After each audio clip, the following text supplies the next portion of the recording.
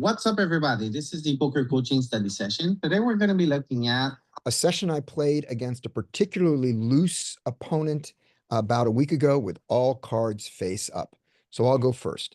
What should happen here, we should fold around to the Jack 8 suited who should raise. King Jack should be doing a lot of three betting here. No calling. If he calls, I don't think it's terrible. And I don't think he should be doing much folding. And that's what should happen. Let's see what does happen. The Jack 8 suited does not play. So with this, the King Jack should absolutely raise, and 10-9, 10-9 should defend. And 10-9 should defend with some raises, mostly calls. All right. But he decides to limp, which in a raked cash game is a terrible idea. This is just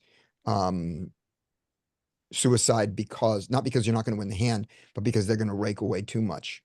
So just no open limp strategy from any position, and not even the small blind in a raked game. In an unraked game, perfectly fine to do this. And in a tournament, perfectly fine to do this. Bait goes check, check. He can bet or check raise, doesn't matter. He bets 9-10, needs to call. With middle pair, he should not raise. He does. With the ace coming, I think the King Jack can continue to bet. The ace is not there are not a lot of aces well represented in villain 66 range, and he's got the high end of his kings. So he's going to still get called by nines and kings. I think he can bet. If you go with pure poker coaching logic, just the simplest logic, you would call this marginally made now and you would check it. But I just don't think this ace is well represented. And his size, I would size up. I would go 3 big blinds. I wouldn't go 5. He goes 1 again. And against 1, probably just call. Probably wouldn't enough of it. Yeah, call. And against the deuce of these, if you're going to bet 1-1-1, if you're going to bet this way, you're trying to keep in his smallest range. I guess you bet 1 or 2 now. You block bet 2. He checks. 10-9 should absolutely check. No reason to turn into a bluff and just lose. All right. Up next is Frank.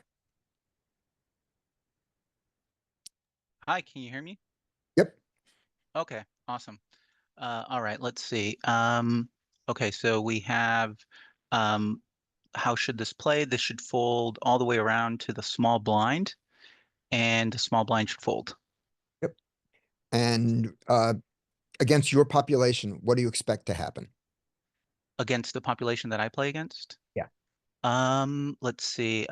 It's possible that villain 69 raises here with a weak ace, even though they probably shouldn't be raising any ace X offsuit unless it's like ace 8, ace 9 or better. Right. Along with the ace 5. There's that little island of ace 5 there. Oh, good call. Okay, I like that. Yep. But yeah, you're right.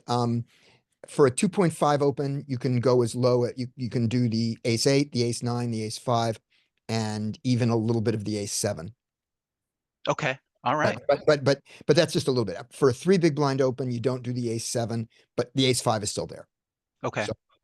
So what he does is he compromises and he goes smaller. We think we'll see if 2 is his standard size, but I wouldn't be surprised to find that this is a 2 because he's going to the weakest part of his range here, and we'll see if that's how it plays. All right. I'll keep going then. Let's see. So cutoff min raises. It should go fold and ace jack from the big blind here. I would imagine that they're going to be mixing here. I don't know, maybe something like 30% 3 bets or something like that would be fine. And the rest calls, right? No folds. That's the cutoff. And then he calls. Yes, correct. Yeah. Okay. Right. Yep. And when you 3 bet, what size do you want to 3 bet against a 2 big blind open? I'm probably 3 betting like around 11 or 12. Yeah. But you're still keeping you're doing the same size as you would against a 2.5 or even a 3 big blind open. You're just doing that's your 3 bet size there. That's fine.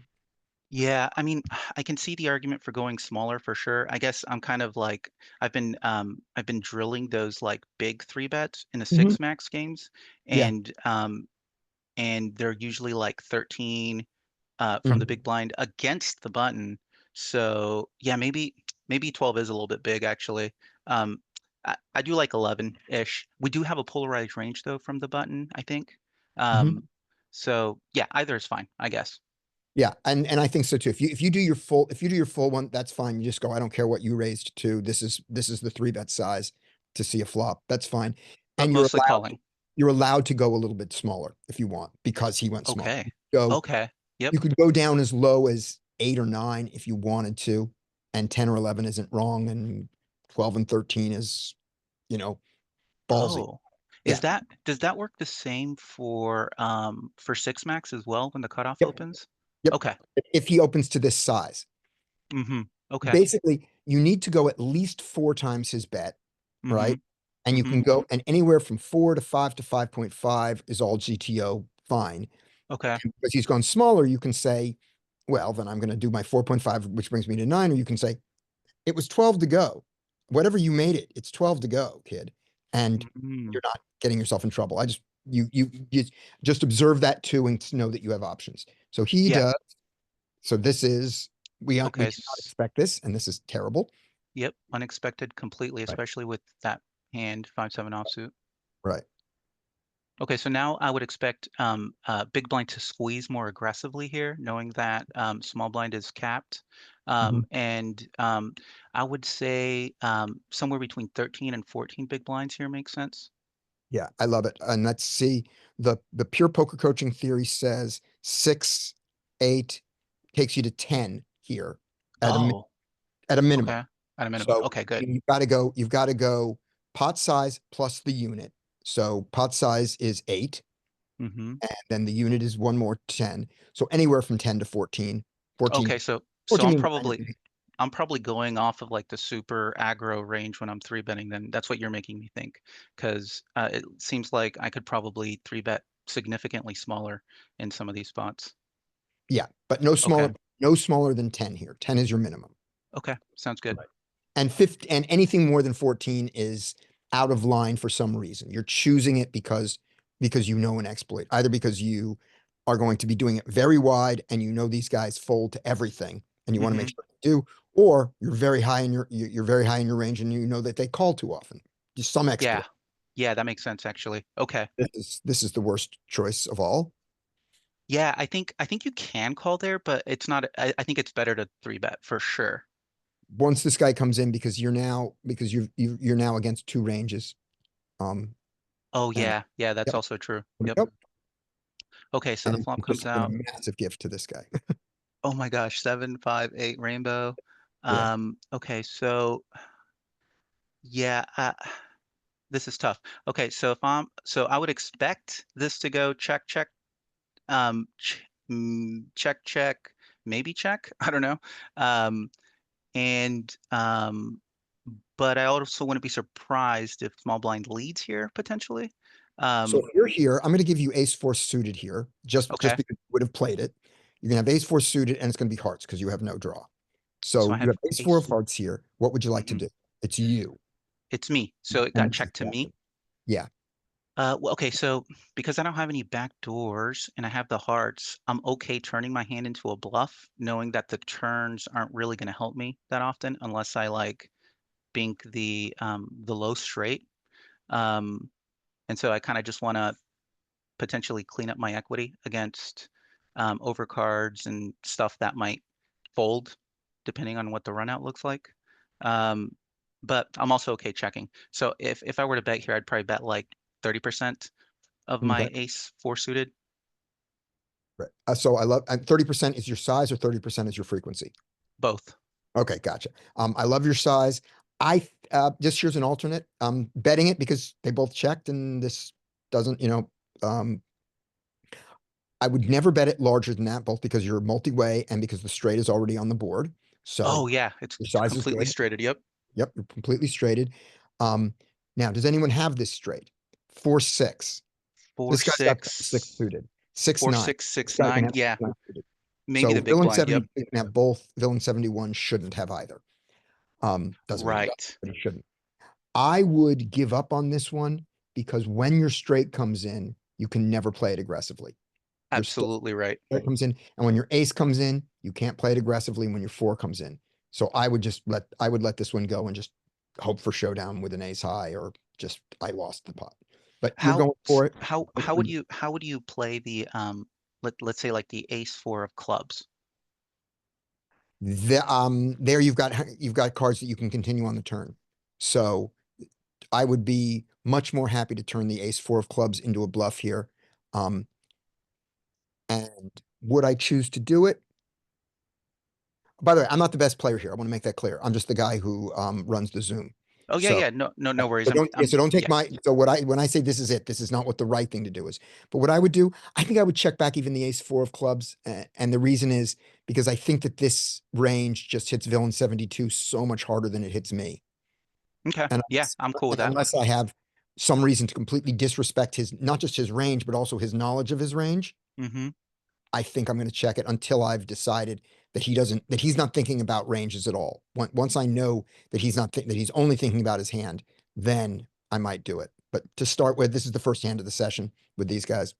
I would check Okay, it. yeah, So he yeah. checks it, Okay, so and now where are I we? punished for his work. Okay, so okay, it got checked around. Gotcha. Yeah. Are we okay? So I would expect it to check all the way around again. Yeah. And if it does, I still check here. right, but then you bet the river, right? On Yes, absolutely. anything but a 9. Yeah, anything but a 9, you bet the river. Yeah, because I'm kind of trying to bluff catch a little bit, maybe. Yeah, and Okay. yeah, totally Right. It's totally rainbow. I might bet, half pot, maybe. I might bet small here. I might, but yeah, I've got it. It really is only a one bet thing. So he goes for it big. That's fine. Yeah, And I would expect villain to call here, I would. in the small blind. Yep, Yep, and big blind to fold. of course. Okay, and then that's the worst river, really. No, Five. we don't care. This river doesn't hurt us at all. For the ace four, this is a great river Oh, for you're four. right. You're right, because the nine's already straighted. You're absolutely Exactly. right. It's a Yeah, brick. Yeah, it's a bet total the brick. brick. Okay, so now we're looking at a 45. I expect small blind to check, and now the Yep. question is, can we value bet here? And against the 45, 12, uh, I can't tell how aggressive he is, but I'd be surprised if he check raises us and turns hands that, um, I don't know, could be turned into a bluff. So I don't mind value betting again, maybe small, maybe like a third or half, even though we should never be value betting small in position on these types of boards.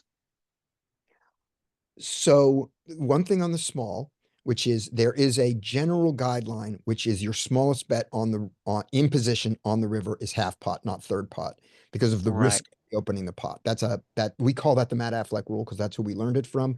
Okay. Not every great player uses it. Some of the top pros don't use that rule, but Matt Affleck does, and he's a better player than any of us, so we all use Hmm. it. Yeah, So I'm okay with that. I'm totally cool with that. I yeah, was kind of thinking it was maybe a little higher, like 75%, but half pot makes perfect sense. yeah. And this hand seems like a perfect hand to bet half pot and to fold to a raise. And if you're not folding to a raise, you can't bet it. I completely agree. I Yeah. think that totally makes sense. So Yeah. half pot here, I would probably do it 100% of the time against this villain. And he doesn't do it. And there we go. And that's fine too. Right. And here's what happened, I believe. I believe that on this hand, which is, the first hand that I marked, because this is Hmm. my first hand playing. I've been at this table for a little bit. Hmm. I saw this guy show down the 5-7. This was When the I first saw hand. the Okay. 5-7, I started closing my other windows and said, I'm playing against villain 71. So it took one Oh, hand. that totally makes sense. This That's is my, great. this is, I think, where it happened. I think that's why this is the first one marked in my database, that this is when I went, okay, this is the table. All right, Yep. up next is Richie. Skip me if you're not playing like the trumpet. Make sure that, make sure the button went in the right direction. The button should look like it just went in the wrong direction. Let me just see what's going on. Okay, I gotta hit this button. I just hit the wrong button. Okay, we're ready. So this will be our next hand. Okay, Richie. Richie said to skip him. Okay, Richie said skip him. Next is Larry. Okay, We've hello already had guys. this hand, the Jack 8 versus the Jack King. Jack 8 suited, fold, even though it should have called or should have raised. Oh, Right. you mean in the last hand? No, it was like 2 hands ago we had this or something, I think. Yeah. Jack 8 suited is an open on the button. Yeah, but it ends up folding, right? Because Then we have this. So this one's gonna be Larry's hand and we'll see what he does. Oh, you're saying that this is, no, we didn't play this hand yet. Or did Scotty, we? I think I you thought may we have did, yeah, I run folded through Oh, I it. did. Okay, so what's going on Yeah. here? So let me, sorry, thank you. Thank you very much. We did. So it goes, so somehow we're going, all right, we're going backwards. So let me pass by the jack eight hand that we just played. So this hand, so this is the direction we're going. Right? No? Is this bouncing back and forth? All right, somehow everything is going to be in reverse order. Let me start this at the right end. The right end is, I guess it's this end. We start from the top. Okay, we start from the bottom. That's what we have to do. There. So the answer was no, that's not when I saw it because this is the first hand. So this is Larry's hand. Okay. And make sure the button goes in the right order now. That's the right order from the button. Okay.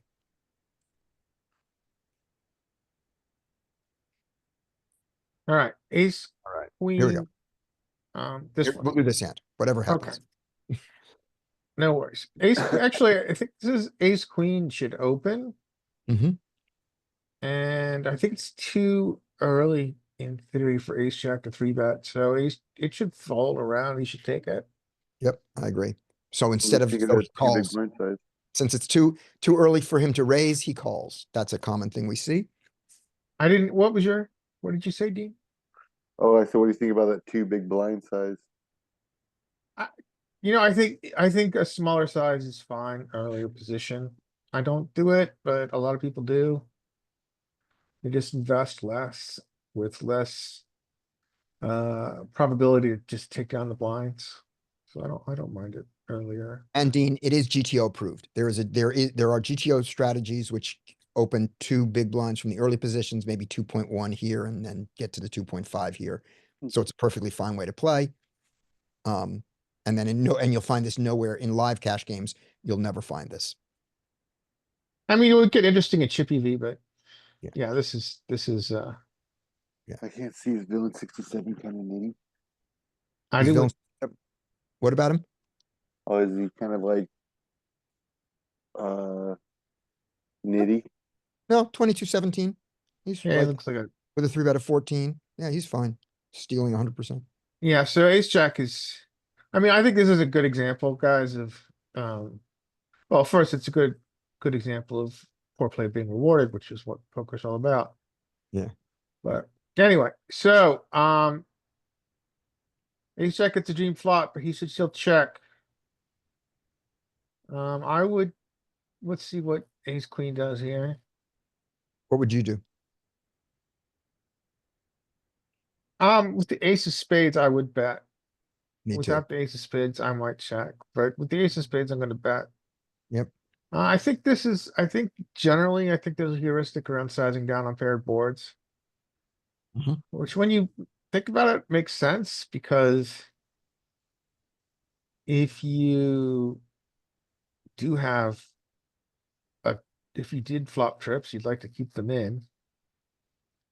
And so anyway, I think the size is fine. So ace jack can do either. What would I do here if I was ace jack?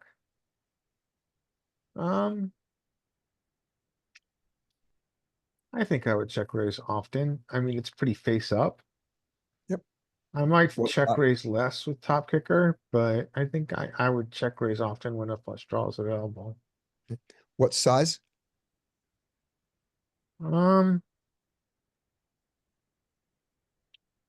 I think 7. Okay. I guess 7 bigs. Okay. So he clicks it. Yeah, so this doesn't really do much, but all right. So ace queen. Ace queen with the ace of spades. Facing this size, I would probably continue, though I would be very wary. Mhm. You expect your beat right now. I expect I'm behind. The only bad thing that happens is if you hit an ace, you may have to stay in as long as he doesn't. Yeah, Wow. I just don't think we can fold to this size. And you're All right. rewarded. So ace jack should be aware that although we've got a very good hand, and often, and sometimes, I think 10% of the time we'll vote up. A large part of our opponent's continuing range is going to contain spades. Mhm. We're not blocking spades. We don't unfortunately have the ace of spades. So I oftentimes would size down when a draw completes and I've check raised. Even though it's kind of weird here because his size was so small. But I Mhm. still think we get to bet. I would probably like B50 instead Okay. of like pot or B75. Good. I want to just correct one thing you said. You said 1 out of 10 times we boat up, 1 out of 5 times we boat up, 20%. We have 10 I- outs. You meant Okay. 10 outs. Okay, you're right. Yeah. So good. That's what you 1, meant. You 2, said, 3, you didn't mean, 4. you didn't mean 1 out of 10. You meant we had 10 outs to boat up. Yeah, so. Okay, In so this yeah, I case, would use a in this case B50, 9 because B75. he's blocking one of them, but we don't count that. Okay. So he goes the Larry way. He basically goes half pot.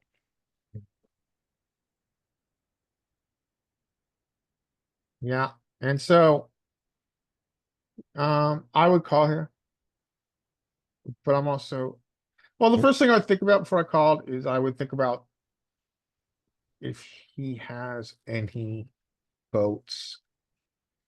Right. And, he probably doesn't. No, He'd have to be very wide to have a boat here. he has one boat here. Pocket sevens, 2 combos. That's, Yeah, good point. but he doesn't have jack 7, jack deuce, and he doesn't have deuce deuce. So, but I'm gonna call with my nutted draw, knowing Mhm. that if he shuts down, maybe sometimes I can. Yep. Bluff, so, okay, call. I would do the same thing. We brick. So ace jack now did not get raised in position. Hmm. Well, a lot of people are going to trap votes, but I think you need a value bet. I think there's an obligatory value bet. Mhm. I would probably, I think pot is good. He goes for block bet. It's interesting sizing. Maybe he's Yeah. a really good, well, we know he's not a good player because he's flatting ace jack in the small blind. Yeah. I wonder if he's inducing here, if he's afraid of the flush. I'm not sure. I think he's trying to get called by a 7 or pocket 8s, pocket 9s, pocket 10s. Yeah, maybe you're right. Maybe he's just I think that's- targeting I the think weakest that's the part thought of in mind. the owner's And range. I wouldn't use this side. I mean, magnitude trumps frequency. Yeah. So, but what would I want to get called by? I mean, it's a really good point. I want to get called by like, I don't know, queens would be good. I think the size is too small. Okay. Now, in 67's position, you have the nut flush blocker. Do you turn it into a bluff? Too. Well, let's go over betting patterns first. I would say to myself, he check raised flop. And then he bets small, bets small. Mhm. Um, what, and it's a paired board. I would do it more if it was a non-paired board with that betting action. Yeah.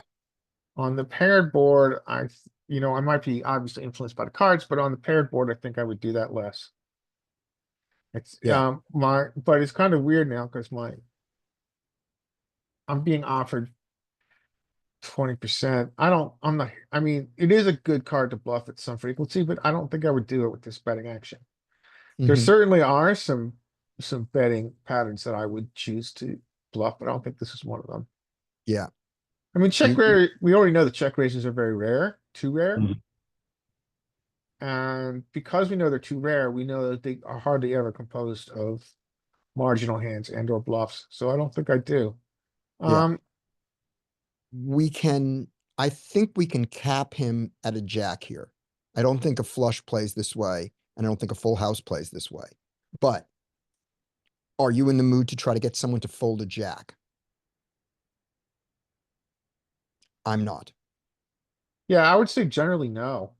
Yeah. But it's hard to put him on a Yes. jack with this sizing. I mean, could we really quickly go through the betting Yep. pattern again? Yep. I have the worst rote memory of Here we go. any human alive. All right, so Check we bet bet, small. okay, min. tiny check raise. Mhm. Alright, which is weird. Alright, we're already in weird spaces here. Flush completes. He bets a B50, kind of like your default Mhm. recreational sizing. We call.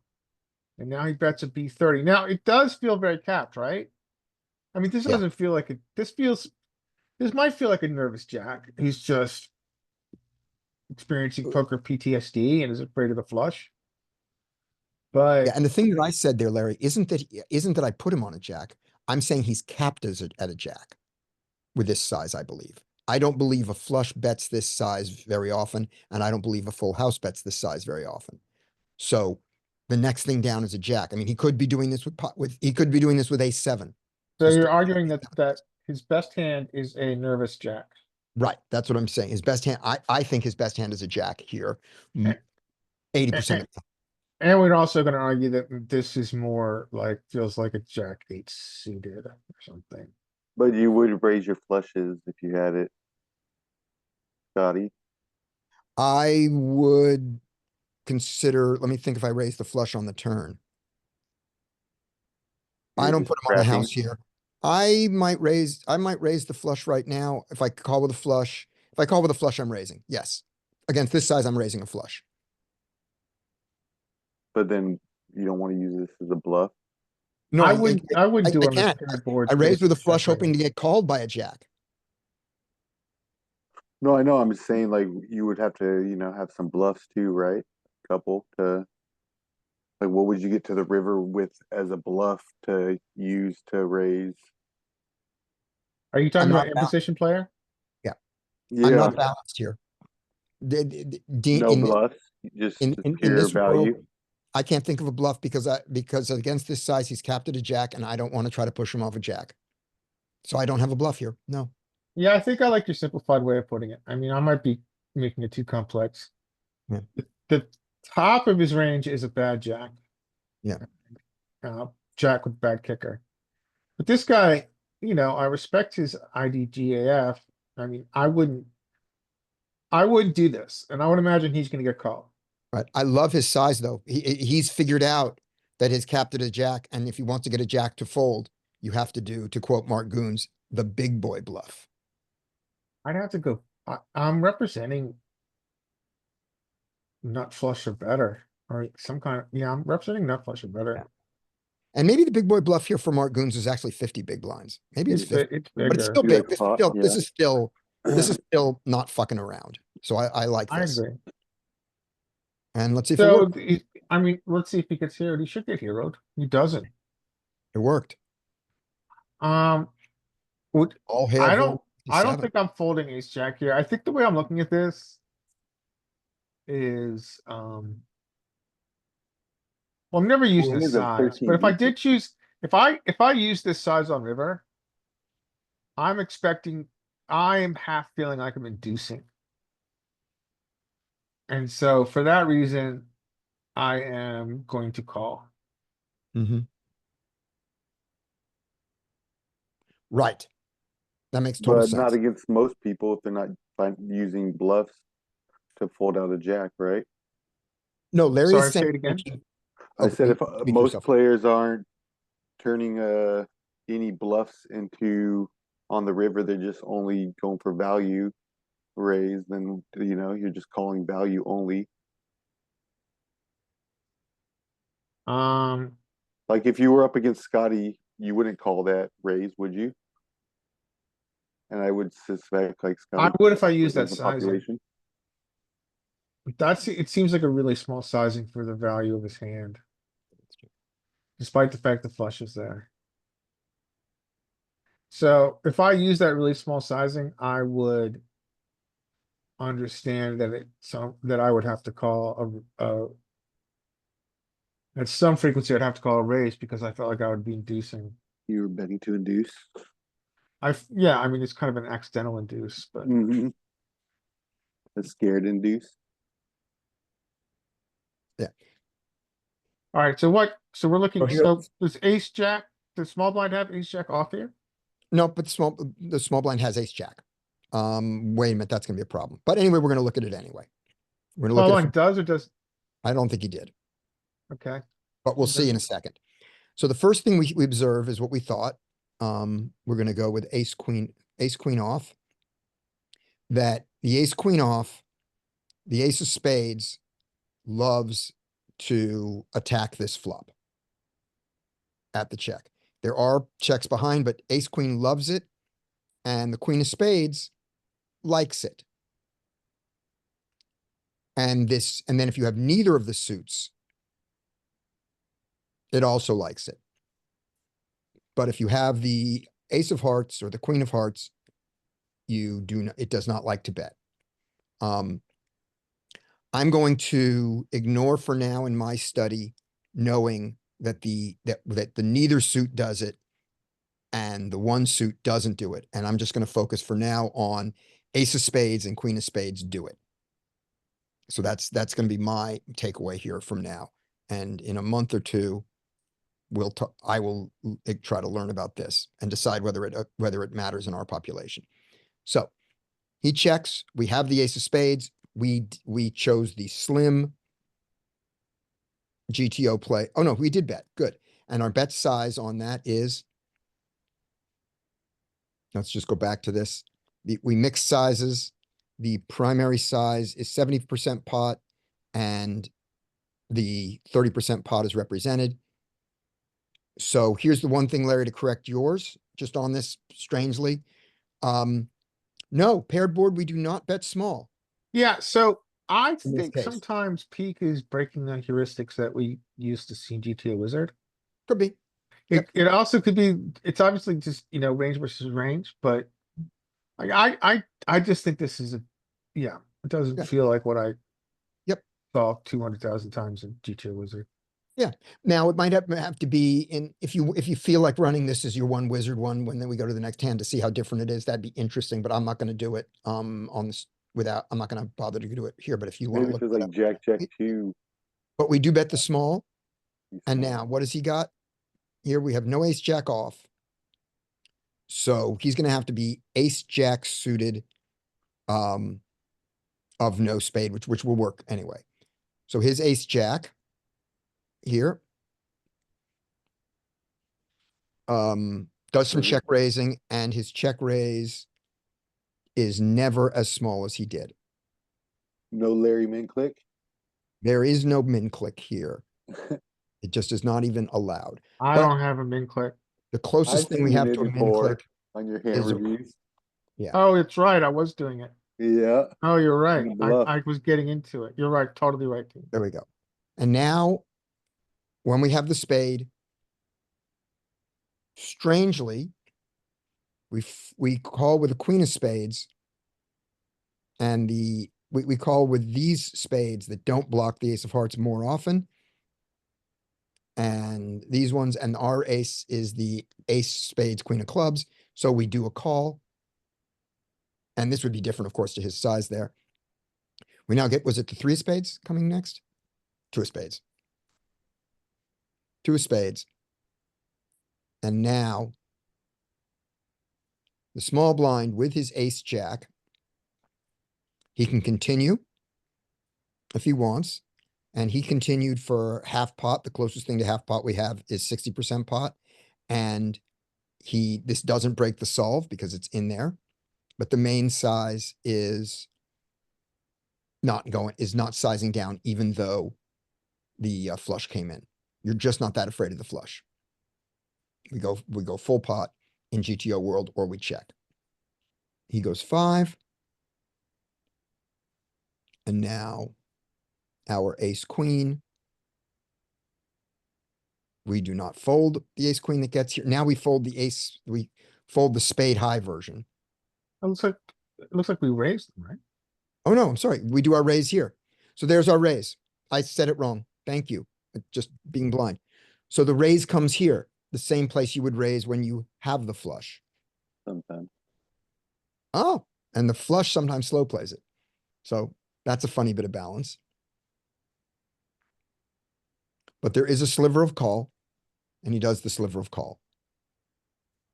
Now the river bricks out as the 3 of clubs.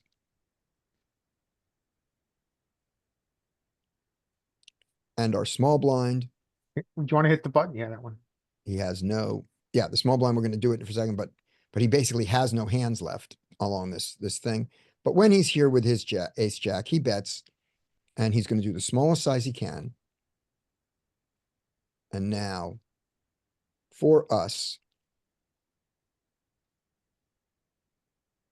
Ace, queen. when we're here with ace queen off, Gets, well, you're gonna have queen to of hit the, spades, sometimes the queen of spades sometimes takes the bluff, mostly gives up. And this weirdness here, if you Yeah. got here with the ace of I spades, guess we're thinking a little bit with the ace of spades heart. yeah. Okay, now it gets it, now it's Now an look at all the in though, size though. right? Let's look at the size though. It's in a shove. Yeah, so let's ignore this one because you just don't get here with this ever. So with the one that you can do it, the size that it likes is 33 and the pot is currently 33. So it's a pot size raise and our guy went a little bit bigger than pot. Okay. Anything does else? Jacks fold? Does ace jack fold if he Oh, raises? good question. Good question. All right, 33.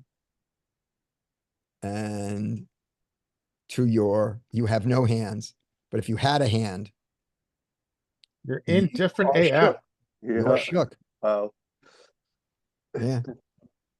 Okay. Scary spot.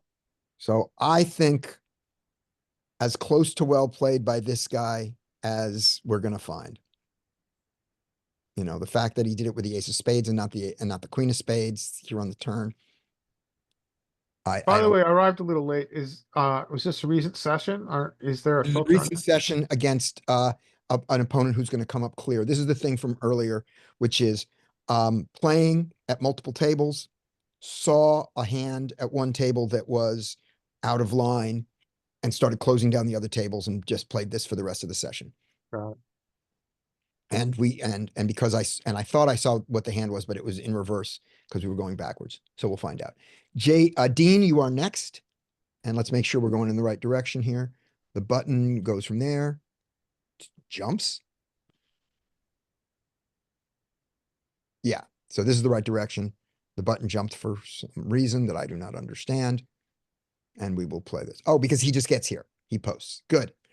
All right. Dean, this is your hand. King queen raises. Okay. And what size? You go bigger because there's like the poster, maybe like, I don't know, 3.5. Right. I would go all the way to 4.5. Okay. And I would suggest to you to make your minimum here 4. Okay. That 3.5 is that I think 4.5 is right. If somebody goes to 5, I think they're fine. If they go to 4, they're fine. I think 3.5 is a little too small. He goes 3, and I think that's a mistake. Way too small. I think so. Should fold, but He should. He doesn't. but he's a 40 big blind stack, so you know. Yep. Nines can call, but it could squeeze, right? I don't know. Squeeze. If I you would squeeze, what's squeeze. your squeeze size? At least 12, 13. I'll go, yeah. Like I'd probably go 15. 'Cause I like the 15's fine. number. Right. And I just want to point out, this is what I think your minimum is. Pot size, which is 9, 12 and a half, 13 and a half. So I think 13 and a half is your minimum good sizing here. And if you want to go to 14 or 15, sure. If you went just 12, it's not a crime. I think it's wrong, but it's not a crime. If you go to 10 or less, that's bad. Don't do that. Mhm. He calls. Okay. Is that all right too? Call. Yeah. Yeah. Okay. Set mine with nines. Set mine in position with nines against a guy with 37 big blinds. For only 3, you're getting the right odds. A guy with 97 big blinds, you're getting great odds. So sure. Yeah. Perfectly fine. And then king queen. I'll probably squeeze this 2, All right. What size you want to squeeze this to? like 20, All right. 20, I think. Let's see. Maybe 21. 9, 12, 15, 16 plus 3, 19, 19 at a minimum. I like 20. 20 is good. 20, 22, 15, Too small, too small. way too small. It might work. Fold. Fold. Yep, it works. Wow. Oh, I'm surprised by the nines though. Yep. Would you call with the nines? I would think so. On the button, you're in Let's position. see. You have a pocket pair, pretty high one. Right. So you're not putting the odds to set mine. So you're playing the nines now for their nine. So they've got it. You're also playing them for their showdown value. I mean, 15 though, you know. Yeah. Yeah. But you're You still, get up. you're paying 12 more. Mm-hmm. And you don't have, you're playing 12 more and he doesn't have enough chips in there. And even with this dead 6, I don't think you have enough to set mine. So 3s, 4s, 5s, 6s fold. Just Mhm. fold. And let's take a look. Well, no, because his size won't be this small. All right, let's not take a look. Let's take a look 200 big blinds deep. Let's take a look at those two things real quick and then move on. Do All we right. have post flop? I don't There know. won't if it be has a post No, flop. poster. no, we're just either. gonna do threes. We're gonna do raise, call, Oh, okay, okay, gotcha. because the sizes are right. So it's the hijack who did the initial thing. So hijack raised. This is the nice thing about peak is we have the calls here, so we can at least analyze these now. This is all chippy V, no drop, but by the time you get this much money in the pot, it doesn't matter. First of all, nines on the button, mixing squeeze, with a squeeze size of 12, and we said our squeeze size should be 13 and a half. So, okay. He does the call. Here we go. 15. Is that I think who- this is do too it. small. 15, we think this is too small. What do you think? Yeah, I think this is too small. Out of position too, yeah.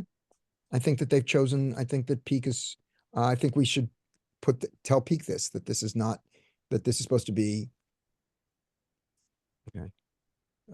Squeeze sizes. And this was hijack, raise, call. Simple button, SB size. And the reason we can criticize this is not because they've said that they've made peak the way they play. And Jonathan has said, given us bigger sizes. So we're pointing out that this doesn't match what Jonathan has taught us. And they can either come back and say, we've changed our minds, or oops. All right. But either way, king, queen can raise. I like that it never calls here. Yeah, no. So he goes for the raise. And we get the hijack folds, of course. Cut off folds. And now we're on the button with our nines. Oh, Yeah. the island. The island. The eights. That's funny. Yeah. So with this in mind, But still, it fold is, yeah, sevens and eights probably. Too, just because. not really showed, not really enough to set mine here.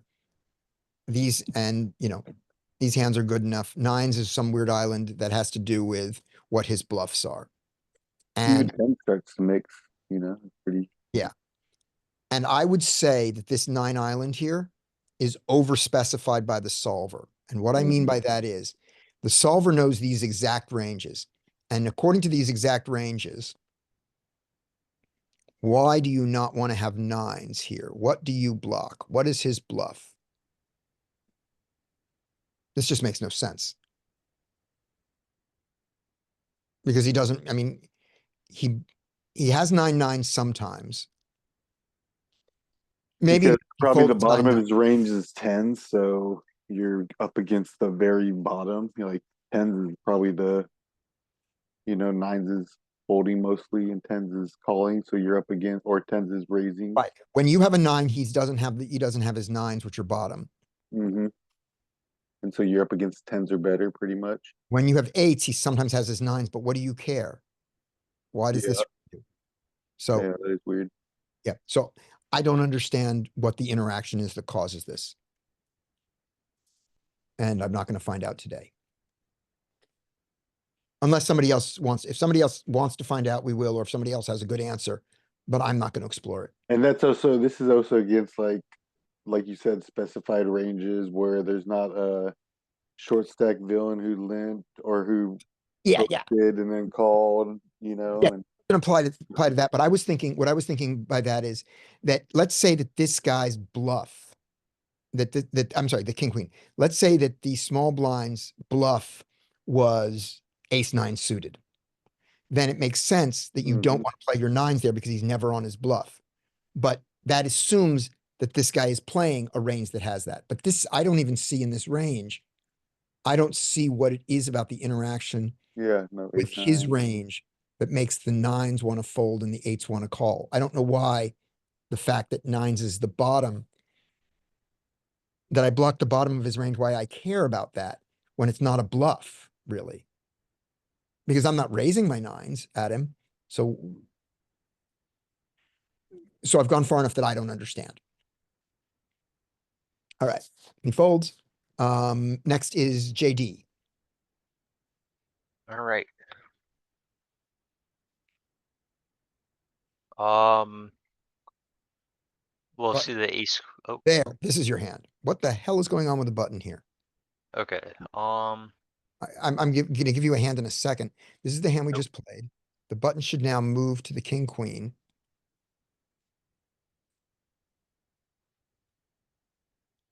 Jumping around. What? Maybe there's two different tables here when I thought I marked it, so there weren't. Well, you're gonna get this next hand and that's just the way it is. Okay, here's your next hand. This is probably a different table. Sorry. Oh yeah, true. Okay. Um, so we'll see the ace queen off open, and This then looks like that triple ace. oh yeah, Jack, wait, Jack. yeah, we Yeah, just this played is. this. We just Oh. Did we just play this or? Yeah, we Yeah. did. Okay. Yeah, So just we're keep going. 9-9. Okay, I gotta go this direction. 9-9. So this is our next hand. Okay. Um, so it should, I think, villain 67 will open the ace seven suited. Right. Okay, And then get a weird thing limper. we see coming, but we know that it happens. So I'm not really sure if how we should take that. I mean, I guess we could just open to a larger sizing.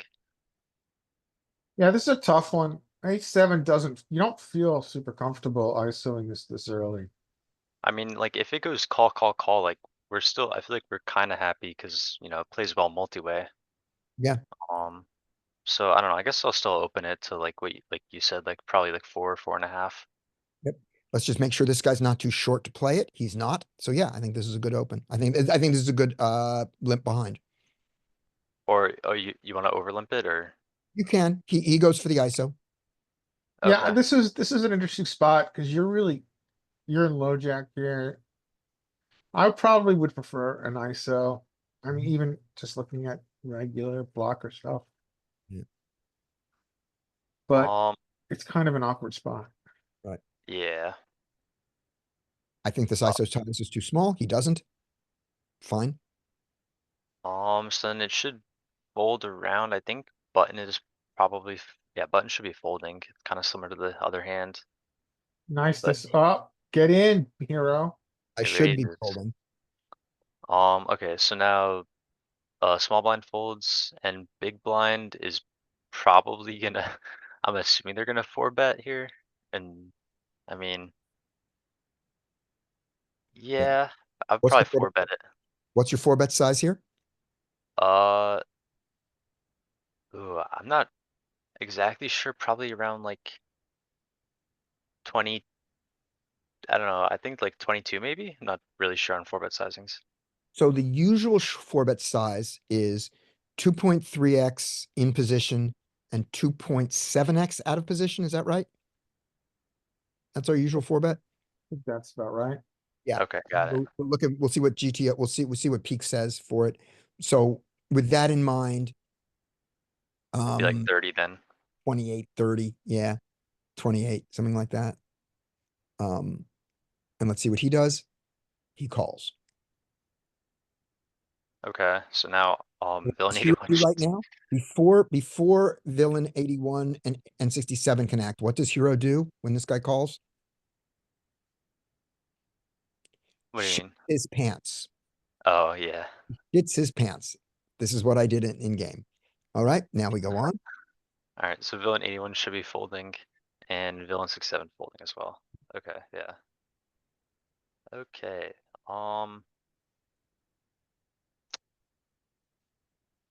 I think I think given that they called and they probably have like a lot of queens and like tens, I think villain 86 could just lead out here.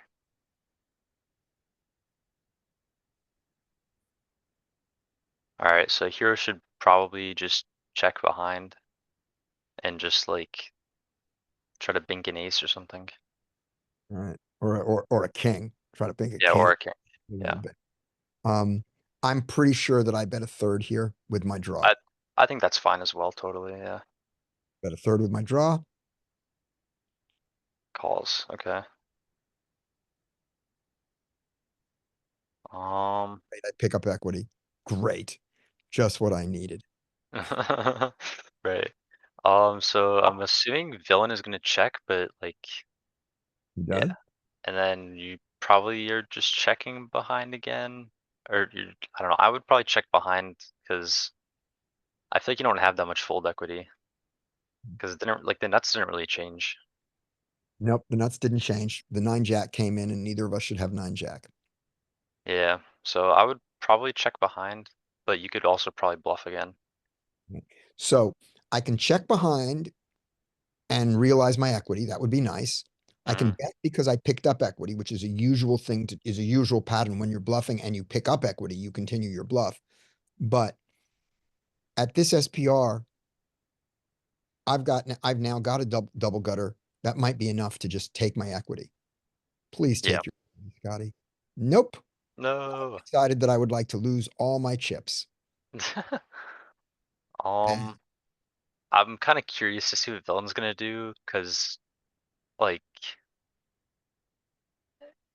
I'm not sure. If I were him, I would always check raise here now. And the reason is the only way to get value from flush draw. That's not true. I'm wrong. I said the only way. I'm thinking like a limit poker player. One way to get value from a flush draw is to make him call because he's not going to call on the river. The other way to get value from a flush draw is letting him bluff the river. Mm, So he can do either. I would check raise here. He calls. Well, calls, all right. that's at least good for me. All right. Um, I'm I'm guessing villain is just gonna like donk jam or something. Mm. Um, or just check and maybe hope for you to bluff, but I guess we'll see. Maybe he might also take a block sometimes. Given the line he took, all right. So I would probably check behind because it feels a little scary after he calls on that many streets. He's got He's got something nice. he's got he's And he like you're has too short to blow him off like an ace queen or something as well. queen. Yeah, so Yeah. just give up. Yeah, Yep. just give. What do we do with like aces or kings here as hero? Do we value bet the river against like a stubborn queen?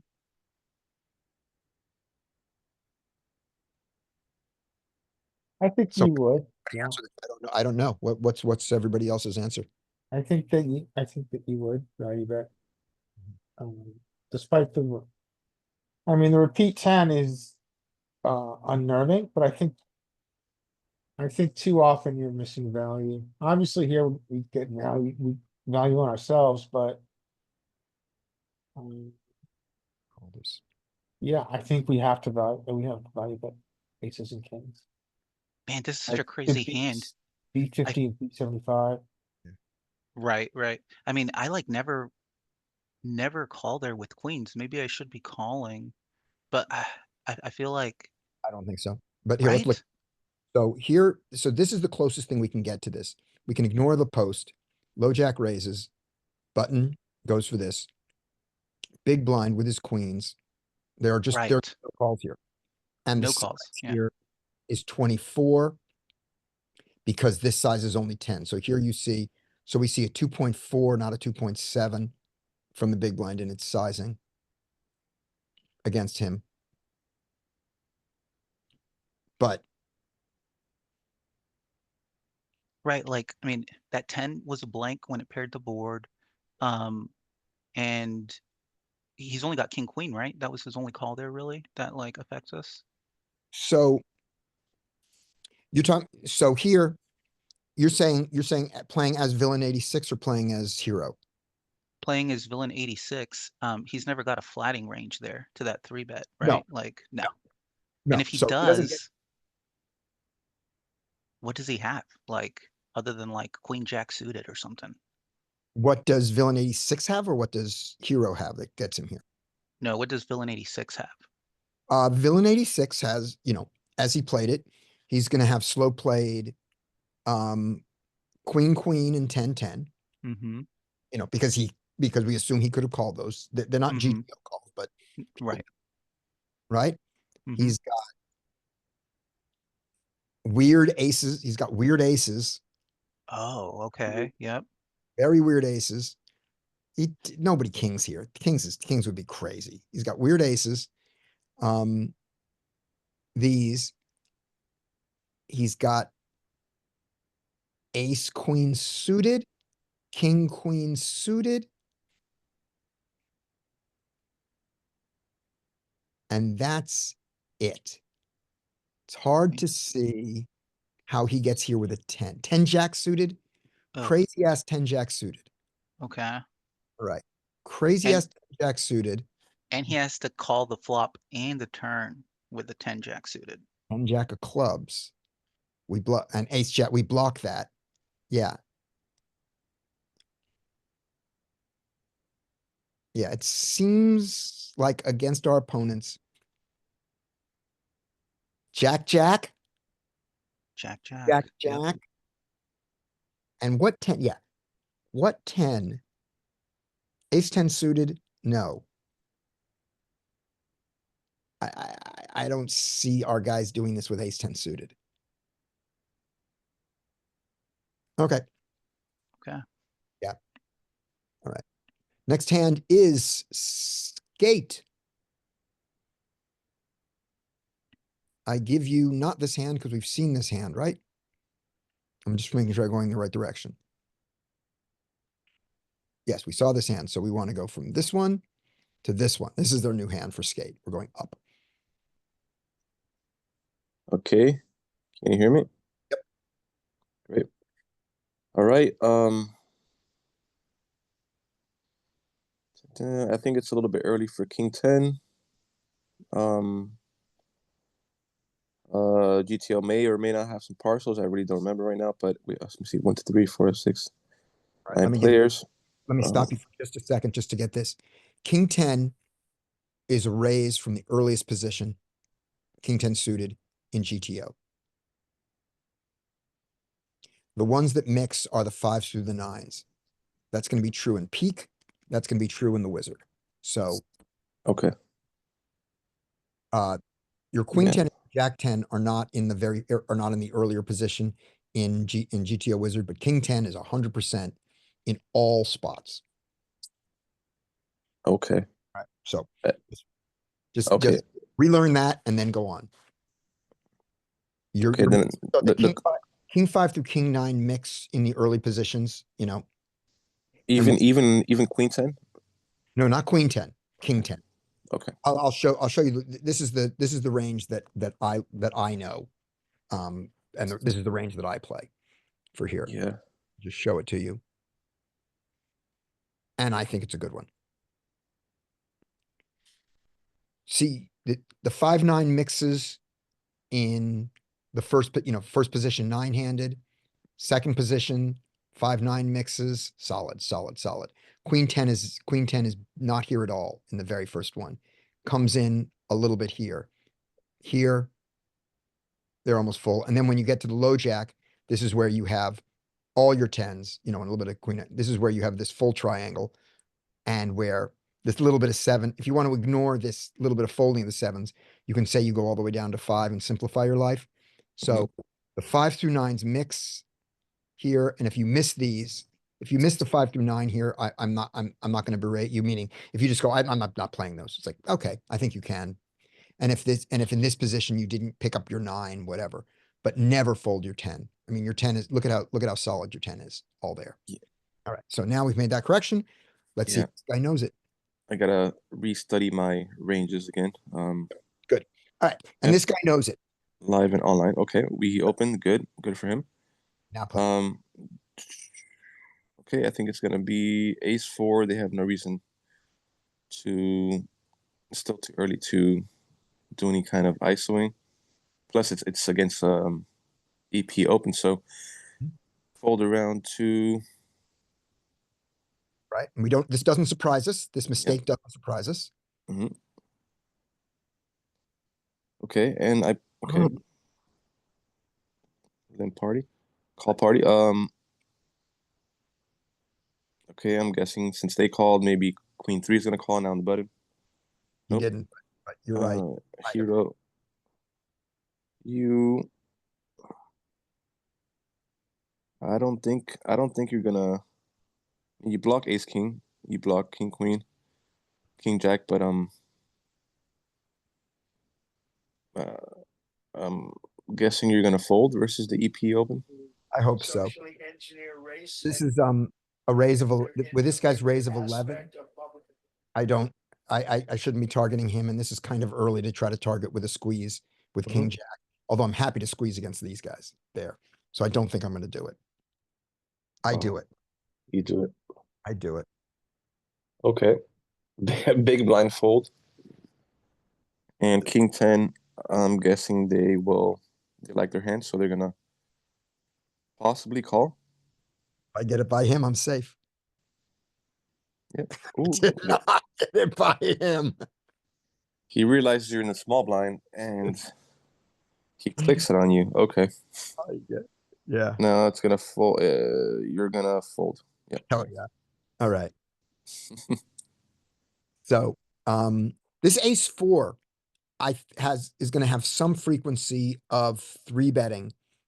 It's going to be a three bet bluff against the king 10, I think, even this early in the wizard.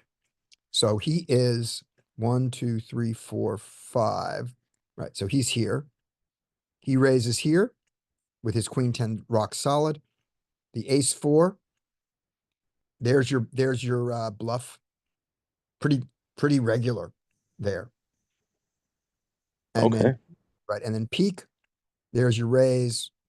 The low jack, ace four suited. Doesn't hate it. This is chippy V. No drop. And when he does that, this sucks in the hijack. This king eight suited I thought was way the hell off base. Good, it is. But when he does this, now of course the button queen three suited is way off base. It's not going to be anywhere near that. There just isn't any. All right, king jack off. All right. Well, I have nothing to say about my play other than it was wrong. And I got punished for it. Yeah. If it was suited, you could have gotten somewhat away with it. Right. And when I do that, the under the gun king 10 suited is a fold. So he, I'm sorry, the under gun, he's, oh, right, because he was fourth position. Yep, under the gun. So we were both wrong. He was better wrong than I was wrong. Right, because He wronged better than I wronged. yeah. Okay. And I don't see any justification for what I did, given this number. I want this number to be up at like 20 or 30 to try to pull this, to pull the shenanigans this wide. This is goofy. It's like he knew what you were doing. It's like it's like I knew what I was doing, and then it was like he knew what I was doing. Yeah, reminds me of that Stain song. I could see through you. Yes, he did. Absolutely. Yeah. All right, here we go. This will be me, and then we'll go Frank and then Skate. So that'll be our new order. All right. King 5 suited is allowed to open here. Most people don't know that. And given that he's a 12, I expect him not to do it. There we go. Fours. This is too early to open. Most of the time there is let's see, is there any fours here? 1, 2, 3, 4, 5. GTO Wizard has a sliver of fours here. Absolute sliver. I expect this guy to limp it. There we go. Fold. Given that this guy didn't play his queen 3 suited. I don't expect him to play the 9-4 suited. Ace 5 suited, I am going to raise him. There we go. My standard ISO size to 4.5. These guys should both fold, and he should call with his 4s and try to set mine. He has enough money. There's a set mine. All right. He didn't hit it. He should check range. He does. I should not like this flop. Do I think that this hits his limping flatting range? I think it does. Because I think that he does this with a lot of 5, 6, 6, 7, 7, 8, 8, 9 hands, all of which hit this. So I think that I cannot bet range here. And if I can't bet range, I can't bet ace 5 suited. But I do anyway, because I want the pot. If he's ever thinking about calling with 4s, he needs the 4 of clubs to call. He has it. So if he I think calls, he has enough to call here. yeah. But if he doesn't have the 4 of clubs here, he has to fold. And this is true of you also. This is not just a GTO exploit. This is the exploit we should all take, which is if you are looking at an under pair or a third pair, anything in that range, right? And you're considering calling. If you fold all of them, I don't fault you. But if you're ever considering calling, you need to have the card of the suit. And it's not because you're trying to hit a flush, which would be nice if that saves you. It's because if you have 4 of diamonds, 4 of spades, you have 2 outs to trip up, to get your set, because that's really what you're aiming for. And one of them you can't play aggressively, because when the 4 of clubs comes, and you have a set of 4 of spades, 4 of clubs, 4 of diamonds, that means there's a 4 of spades, 4 of diamonds, 4 of clubs. That means there's now a flush on the board. So when you hit your set, half the time, there's a flush on the board. And this guy has flush draws that he bet. So you can never, you can't raise till it boats up. You can never feel good about it. So you fold all of those. And that's a real world exploit, I think. Moving on. I make this mistake. Does it work? Nope. Let's see how it goes. All right. This is great. I'm going to check behind and win. He checks. Now that I have showdown value, I can check behind. I do. And 3, does he turn this into it's not a bluff. He has a fucking straight. All right. Does he check his straight or does he bet it? He checks it. I do not need to bet here. I do not need to turn a 5 into a bluff, but I do. Well, I talk better than I play. Have you noticed that? You get some points for aggression. It's better to over aggress than play passively. Yeah. Yeah. Yeah, It's a- and I like your bet there, to be honest, because against the straight, it sucks, but you're at the bottom of your range and you can probably fold out like some weird 6 or 7, 7, 8, 10x, right? Like, I don't hate it. Yep. It's hard for me to represent a 4 though. To have No, a, yeah, I you wouldn't make can't. this play, but I think if we're going to err one way, we want to err towards aggression. all right. Well, glad I made a mistake in the correct direction. Next hand is yours, Frank. Alrighty. All right, let's see. Okay, so a6 suited is probably gonna raise here. Ace queen. Okay, so they limp. That's fine. Ace queen here is gonna raise now. If it would have been raised, I'm probably 3-betting depending on who's raising. At some frequency, maybe like 50-50. But calling is fine if it would have been raised. But I definitely like raising now. Yeah. That it was limped for sure. I'd make it like 4 or 5 probably to ISO. Good. Okay, so now everyone will fold. And the big blind I would expect to check. Okay, good. Now I'm going to ask you a question about the big blind play, which Okay. is this guy shouldn't have a limping range, and this guy should, this hand should raise, but there are hands that he can limp behind. So this guy makes the mistake of limping. Okay. What is your exploit from the big blind against these limpers? Oh man. Early Okay. position. Yeah, let's just limit it to what is the exploit in the big blind against an early position limp? Oh, I There's no mean, GTO, since there's no GTO to it. since And- there's no GTO. I mean, it is GTO. If you could give this guy a GTO limping range, it exists. There's a smart limping, and then you would have, but no GTO solver does it. So we don't have GTO tools for it. So with that You're in mind, right. You're what right. is- You know what? I'm gonna argue, Scotty, respectfully. I don't think there is a GTO limping range when there's so much rake involved. yes, you're right about that. There is a smart limping range that exists. You know, that's not as good as a non-limping range, but there is a good polarized limping range. If someone said to you, you must limp in this game, you could come up with a good limping range, and you could take that limping range and put it into a solver and get a GTO response to it. But nobody has done that in any of the tools that we have. Yeah, that's valid. So we have no GTO guidance. But yes, you're right. You're absolutely right. These are all fantastic points. I'm not sure I know the exploit. I probably play pretty nitty from the big blind here since I'm going to be out of position the whole time.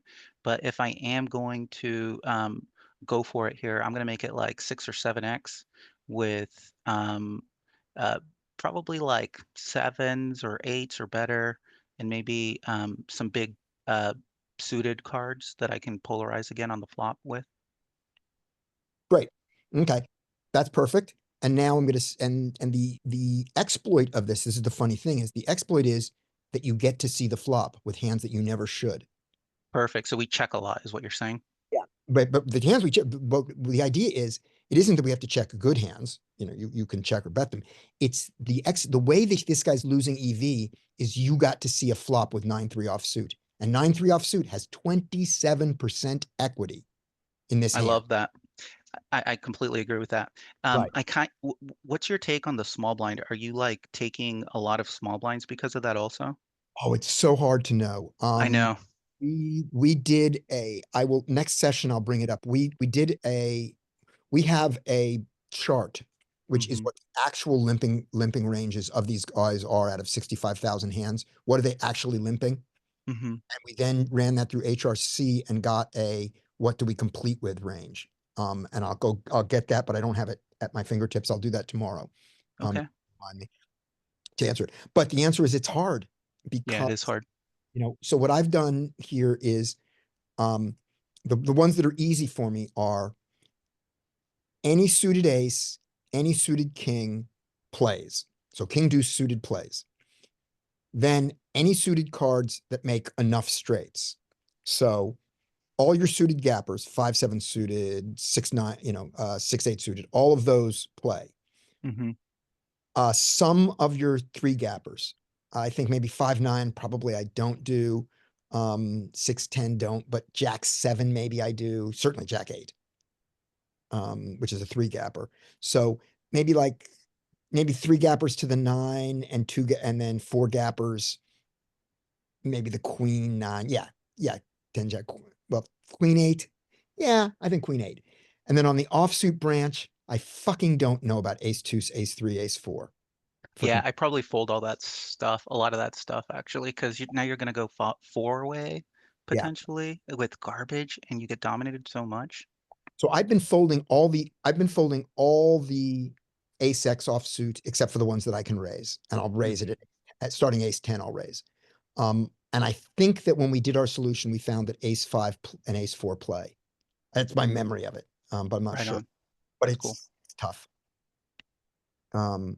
Because you have those factors. It's half a big blind. Who cares? And then you're out of position against a million players, and you have tremendously bad, reverse implied odds for all the hands you flick in a chip. Mhm. But this 10-3 is easy. Full bet. Fold And then that. 9-3 gets to see a flop. Okay. Awesome. All right, so let's see. So I would expect it to go check, check, check, to be honest, based on how passive these players have been playing. Yep. Okay. And so now, And now here's a question. mhm. So you expect to go check, check, check. I agree. Should it go check, check, check? Should any of these people bet in this weird situation? None of them that they really shouldn't be in with these hands. I think if I were villain 79, I might throw in a little bit of a bet here just because I likely have the best hand and any turn's going to screw me. That isn't an ace or a queen. Yeah. Yeah, exactly. Yeah. Yep. I think that's good. And the argument for not doing it is you have the best unpaired hand. You have the nut nothing. That's right. So Yep. let's do this with the nut non-nothing. Let's do this when you're here with 10 jack or ace jack, something that beats that ace queen beats. Oh, I see. So yeah, that would be like I'm gonna polarize here and keep my playability in. That totally makes sense. Yeah. If you were polarizing, you would bet you'd bet along here, and then you'd be bluffing with your good draws. I don't know why you're here with the 4-6 and the 6-8, but do that, and then some terrible draws. But your terrible draw might as well not be the nut nothing. Yeah, I think I hate my bet with ace queen now that you say all that. I Yeah. actually do like, yeah. Yeah. Let's put you here for some reason with queen 10 suited. Okay. And where villain way 79 to is with draw. queen 10 suited? Yeah, let's put you here with queen 10 suited. I think that's a better bet than ace queen. Yes, I agree, actually. Yep. Totally. In reality, we shouldn't be there. Okay. Yeah. 8. Okay, so the 8 comes out, it's gonna go check, and now 75 has the option to either bet or check. And I think I like betting here. I would have expected 79 if I'm in 75 spot to bet anything with a king. And so I can potentially bet, expecting to bet a lot of rivers and take it down. Right. So And what's the bet? I would pot it here. I'd either pot or maybe a little bit over pot just to like get as much fold equity as I can. Okay. And so it goes check, and I would expect it to go check again. Yeah. Checking is fine too, by the way. I mean, it's not horrible to check in 75 spot. It's fine. Yeah. And I like ace queens check here a lot. I agree. Okay, check, check. And now when the jack rolls off, I would expect all of this to go check, check, check. Yep. And that's why you didn't have to bluff queen 10. Yeah, good call. I That's like why that. Queen 10 is a good bluff and ace queen is an unnecessary bluff. Yeah, I'm convinced. Thanks for that. Okay. Skate.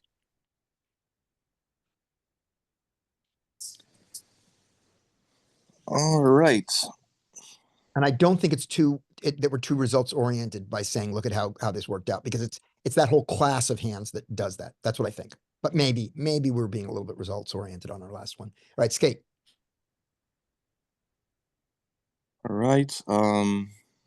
So we know that King 10 is definitely an open, even from EP, even live, as I just saw.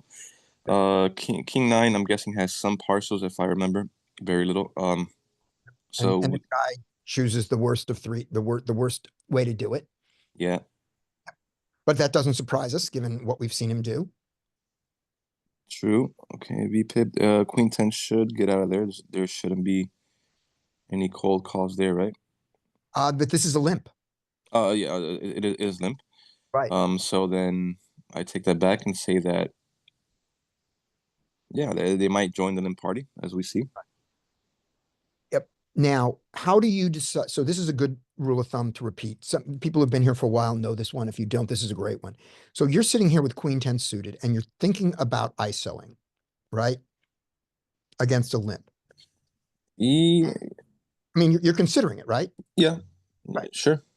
So here are ways to think about what to really categorize your ISO range, because this is gonna come up all the time, which is we're gonna have a tighter ISO range, a middling ISO range, and a loose ISO range, and they're gonna depend on how often what this guy's limping frequency is.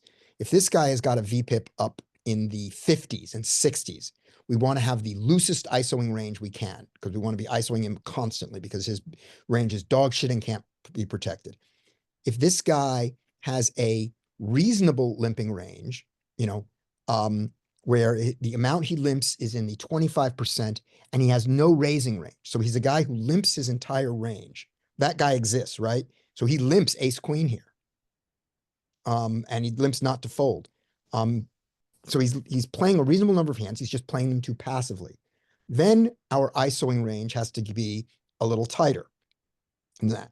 And if he has a raising range and a limping range, then probably his limping range is dog shit, because all his best hands have raised. So we may want to have a more aggressive ISO range, right? So we're thinking only about him. So here's how we do it. The tightest of ISOing ranges is this. You take your position, not his position. You move back 2 spots and you look at your range in this position, and then you take the top half of it. So you dump all your bluffs, every bluff you have, and you raise all your value from 2 positions earlier. That's your tightest ISOing range you have. Your next ISOing range is you go back 2 positions and you raise your entire range, including the bluffs. And your loosest ISOing range is simply your opening range, whatever your opening range is. So do we open Queen 10 suited in 1, 2, 3, in the low jack -1? Skate, is this an open here? Forget about what this, just low jack -1, Queen 10 suited. You gonna open it? So I think it's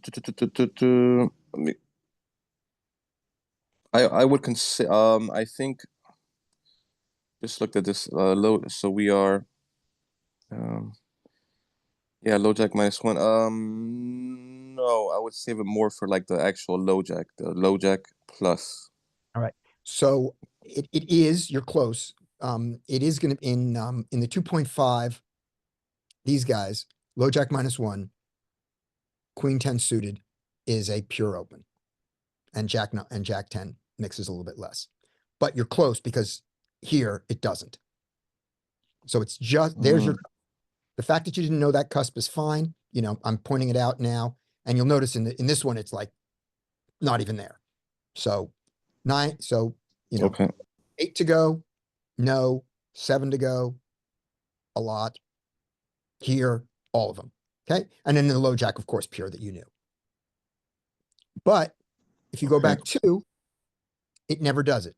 So against this guy's limping range, he's 29-12, and he's short stacked, which makes the value of your suited connected hands go down. So it's not as fun to play this hand against this short stack that you're ISOing against. And you wouldn't open it here. That argues against ISOing this one. If this guy was up at 80 and had a bigger stack, this would be a great ISO. And Oh, I there's see. right. Okay. I see your points. No, I just looked at my notes. Even Queen 10 suited G +1 live is an open. Yep. And this guy might right here. We'll see. We don't have such a thing, but limping behind here, not a terrible idea. No. Terrible idea. The only caveat I would consider not to limp behind is if I see an aggressive player in the blinds or maybe even the button, right, that will consider making a move. Right. And live. The other thing is you can look here and see how these guys are playing. Some of these guys may have chips in their hands already. Yes. All right. Good point. Yes. Live players tend to either unconsciously or subconsciously show their tells. Right. So I'm going to give you a tell from yesterday, from my session on Saturday that we're going to talk about tomorrow a little bit. There was a guy at the table who was reading a book. So he would look at his hand, and if he was going to fold it, he went back to his book. You love those, huh? This tell was 100% accurate the entire session. He was smart enough that when he was in the blinds, he didn't do it, because he knew that would be giving away information he cared about. But he didn't care about giving away the information that he folded because it didn't hurt him. The person he hurt by doing it are the people behind him, because it allows people in front of him who are observant to know that their position is better. But he loses no money from doing this, so he doesn't care. So he wasn't hiding it at all. He looks at his hand early. If he's going to play it or consider playing it, he doesn't do anything. And if he knows he's not going to play it, he went back to reading his book. That's how extreme that tell can be. I've also seen in a fixed limit game, a woman who wanted to keep the game going and would hold, and when she was going to fold, she would take her hand, hold it up, and have it very obvious to the fold position, to everyone at the table saying, let's move this along. Don't spend any time. I'm folding. So you can make your decision faster so I can get to the next hand I can play. One of the most reliable tells in poker. Okay. Mhm. Yep.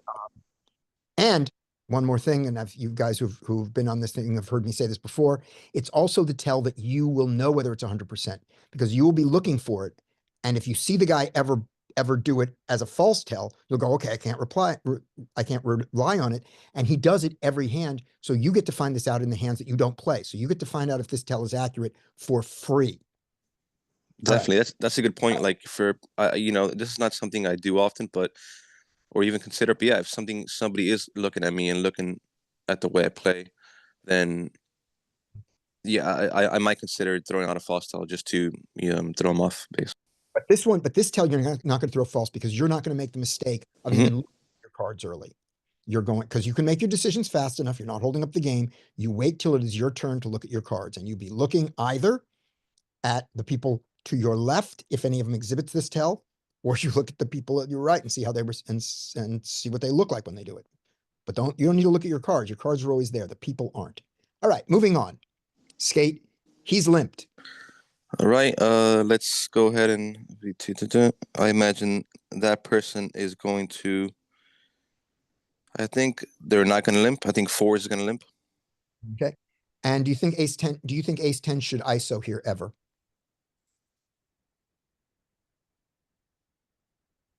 Actually, I kind of like it. It's you're in the cutoff, but you could just buy the button by raising and having ultimate position throughout the hand post flop. It has good blocker properties with the ace. Of course, he would rather suit it, but it's not a perfect world. I think it would be a good ISO. Yeah. And the Joey rule here for those, the Joey rule was the go back two and take the top half of that range. When you have 2 limpers, you go back 3 and you do the same thing. So you look at this range here, 1, 2, 3. This is low jack -1. Does ace 10 off open in the low jack -1? Not very often. So, so you wouldn't do it. That's how you draw your line. And here we go. Taking a look at low jack -1. Ace 10 off is a mix. So it's one of the more bluffy ones. This is kind of your bluff area.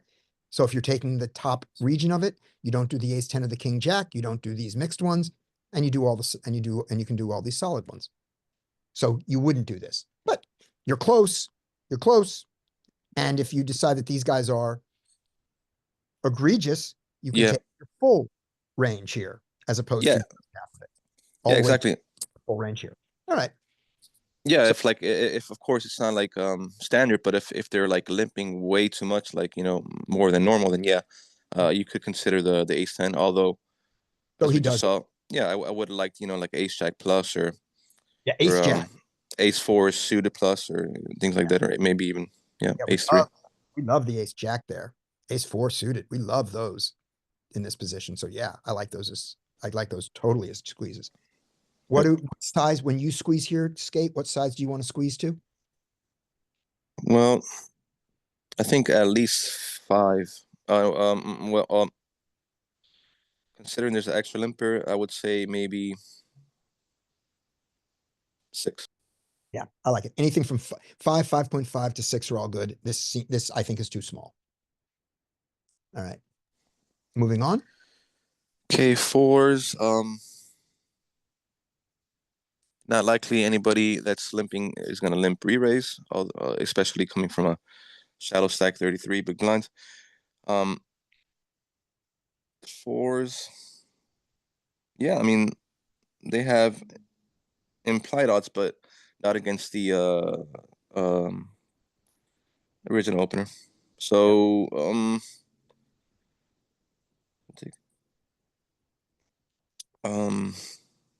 yeah, I would consider it. I mean, you're gonna have ultimate position post flop throughout the hand. Actually, no, because I mean we could see the hand now, right? Cutoff is ISOing, but they could very well be ISOing with a stronger pair. So with that being said, I don't think I would take my fours here. Good. I think your best way of thinking about the button, small blind, and big blind here is three bet or fold. Once it's gone to here. Yeah. Good enough to three bet. If it's not good enough to three bet, don't play it. I think that's your best way to play here. Trying to set mine here, trust that neither of these guys wakes up and decides to do a re-squeeze, which with all that dead money out there, and promises that neither of these guys did their, limp re-raise. And a guy with 30 big blinds could easily be here with a hand like pocket sevens. And once he sees this action, go, this guy's got ace queen, I'll take all the dead money. We've definitely seen this. This is not an uncommon way people on a short stack play. Limp your sevens and eights, hands like that. If it gets limped around, you set mine. If you get a raise, you call and set mine. If it goes, call, raise, call, you jam and try to get heads up against the ace, against the guy who you put on ace king.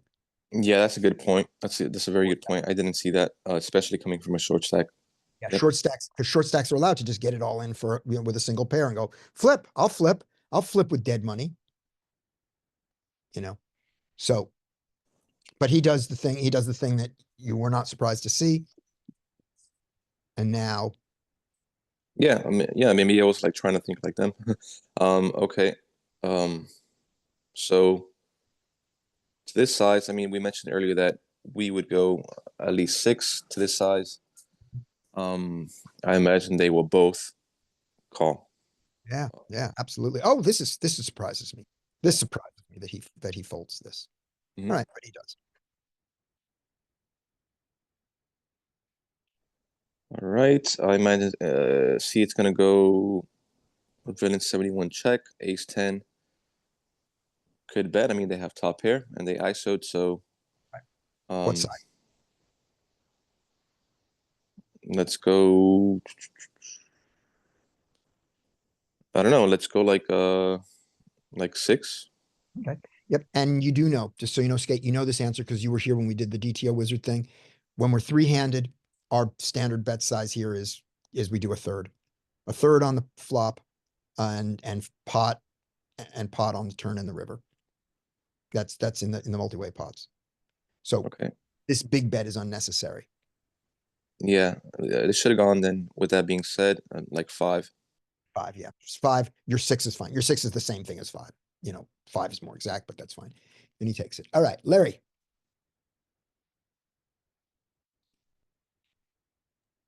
Yeah, I'm here. So hold around to king 6. King 6 gets to RFI. But he limps. 10-7. I mean, I think we fold 9-8. 10-7 is, I mean, I think I would overlimp 10-8. 10-7 feels a little sketch. I think I'd probably just fold this. Yeah. But you don't hate this. You don't hate it.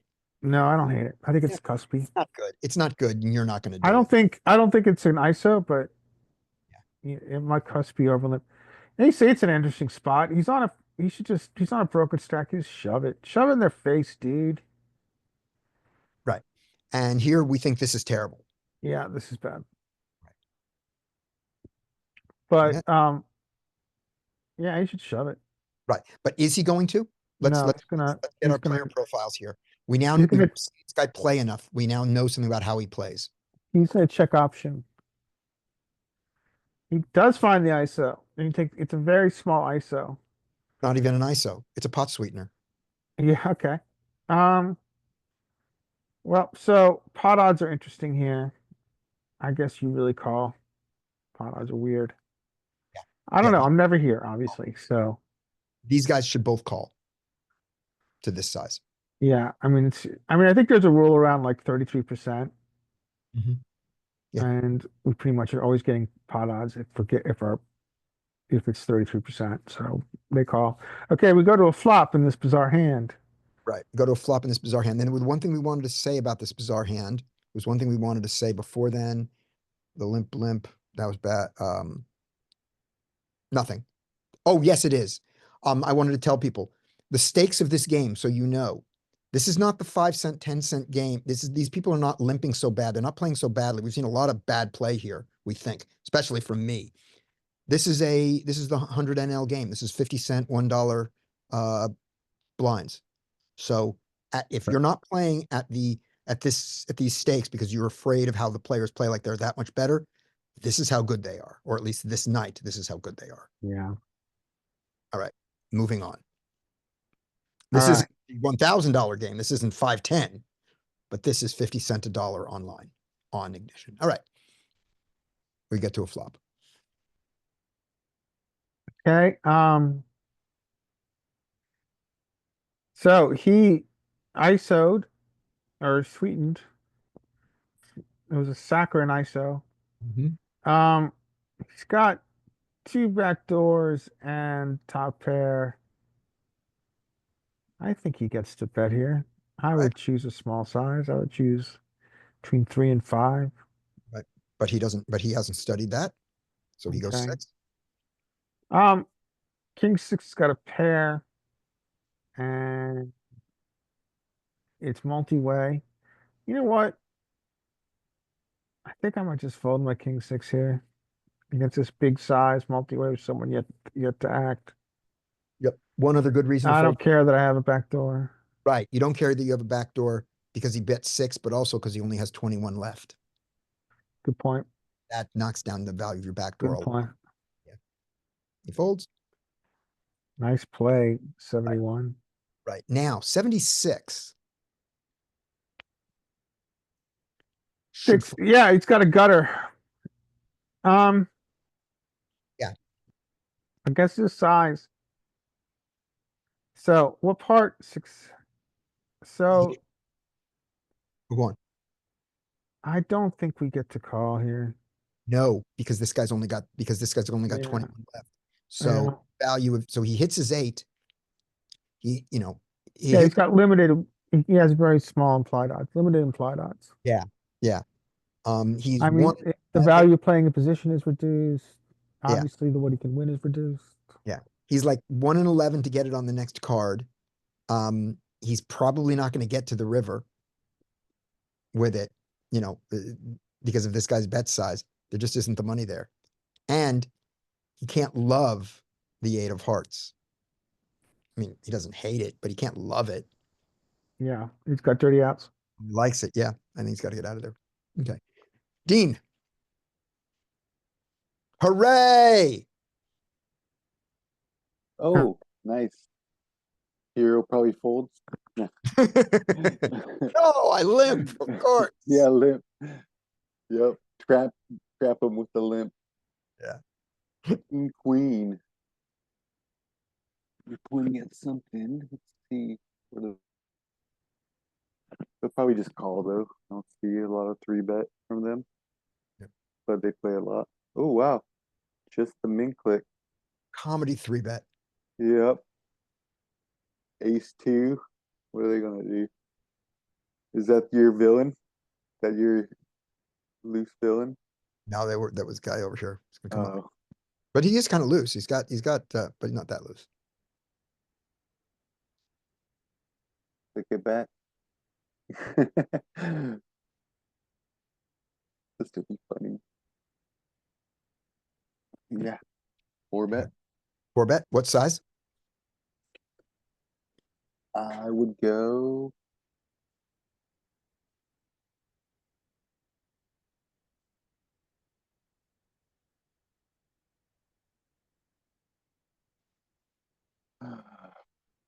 Probably go like 15 myself. Okay. But I don't hate like if a funny clickback's funny too. Me, sometimes I would go 10 just to sit on them. All right.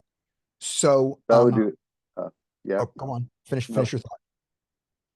I was just saying I'd probably do that more if I was in position instead of out of position. I like to probably just go bigger and So 15 is 15's your number? yeah. I'm very close to you. I agree. Mhm. I'm very close to agreeing with you. So here are 2 observations I want to make about this. Sometimes people misclick. they just, hit the wrong button. But you don't get a 5 when you hit the wrong button. If you just hit return, this raises to 4. So if for some reason you literally hit the return key on your software that makes the bet that is the default bet, that will take this to 4. So he had to type in 5 or he had to push a button to do this. So this is conscious. Yeah, good point. And so when it goes to 4 here, sometimes you go, oh God, it's aces, or you go, or maybe he was typing a note in another, maybe he was typing an email because he was already folding the hand. And right when he hit return, this window flopped up and this application got it. That's a certain misclick that really happens. It's happened to me, but that will raise it to 4. That will raise it to 4, not to 5. So this guy meant to raise to 5. So you could look at that and go, maybe that's aces. Maybe that's the absolute min click with aces. And I said, maybe it is. Then I'll go broke against aces.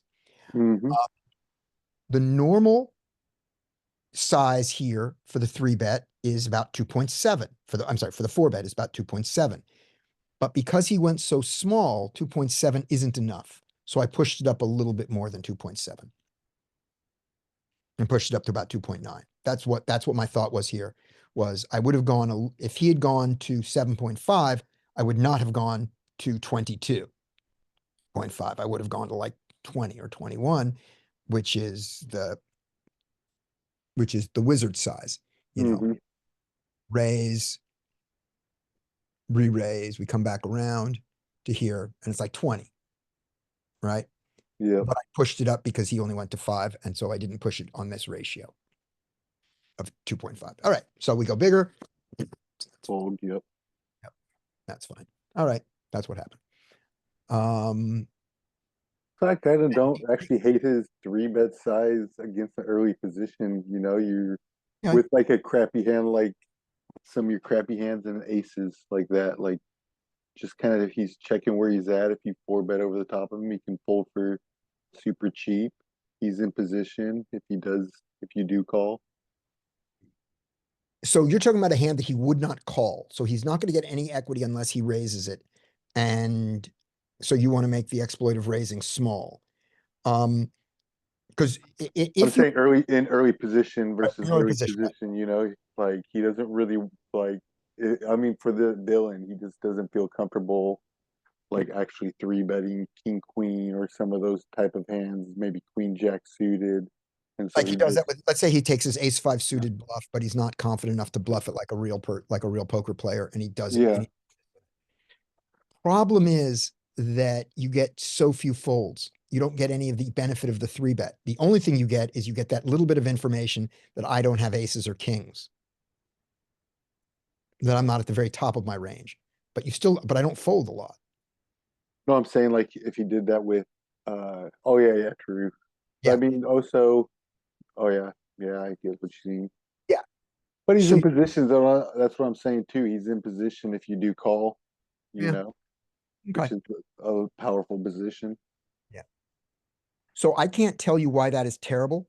If we thought about it, we might say it, but I can tell you that it isn't optimal.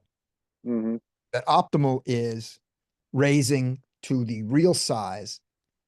Yeah, because you're just not getting the value from your value when you do it this way, Yeah. Raise to the good size with a strong polarized range. And if you're actually raising to a normal size with decent hands and people are like semi-observant players, they'll just start overfolding when you do go to like 6 or 7 big blinds, The problem with that is if you make that your standard, then you don't get enough value in this area here. Yeah, that's what I'm saying. But I'm saying if he split up his range and was like, And I'm going to pile in with my value, then everybody will just overfold to that. Right. And right, exactly. If you split your range, then you become exploitable. But if no one's paying attention, maybe your play is not the worst play in the world. I still do it. I'd have to really think through, because I don't know any pros I haven't seen any pros do it against fish. Yeah, but all it takes is another pro at the table being observant to your sizing, and then just start crushing you. Yeah. Yeah. And I still think that you're just better off with just folding these hands. not doing it. Hands, folding hand, it's cheap to fold hands, and there's all these people behind who can wake up with real hands. And there you are with Yeah, king. yeah, you're not There you are, investing. there you are having put in 5 big blinds with king, queen. How do we think about playing the 4-bet in the under the gun situation there? Because I mean, even with ace king offsuit, it sucks when someone 3-bets you under the gun +1. It does. It absolutely sucks. I've tried to use this strategy because I think that the person who made it, the computer who made it, is smarter than me. Yeah, no doubt. But like, what do we play back with? Do we even have any bluffs under the gun? It Ace looks king, like ace okay. king, remember, ace king is also a bluff. Mm-hmm. Yeah.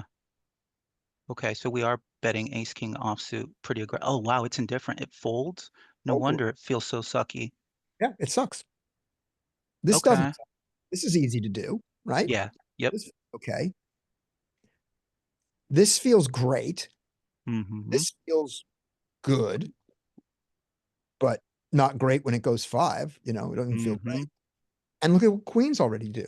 That's how bad it is. Yeah.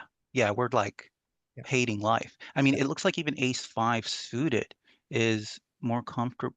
It's almost equivalent to queens there. Yeah. What is it? Raising 30%? Okay, wow. Okay.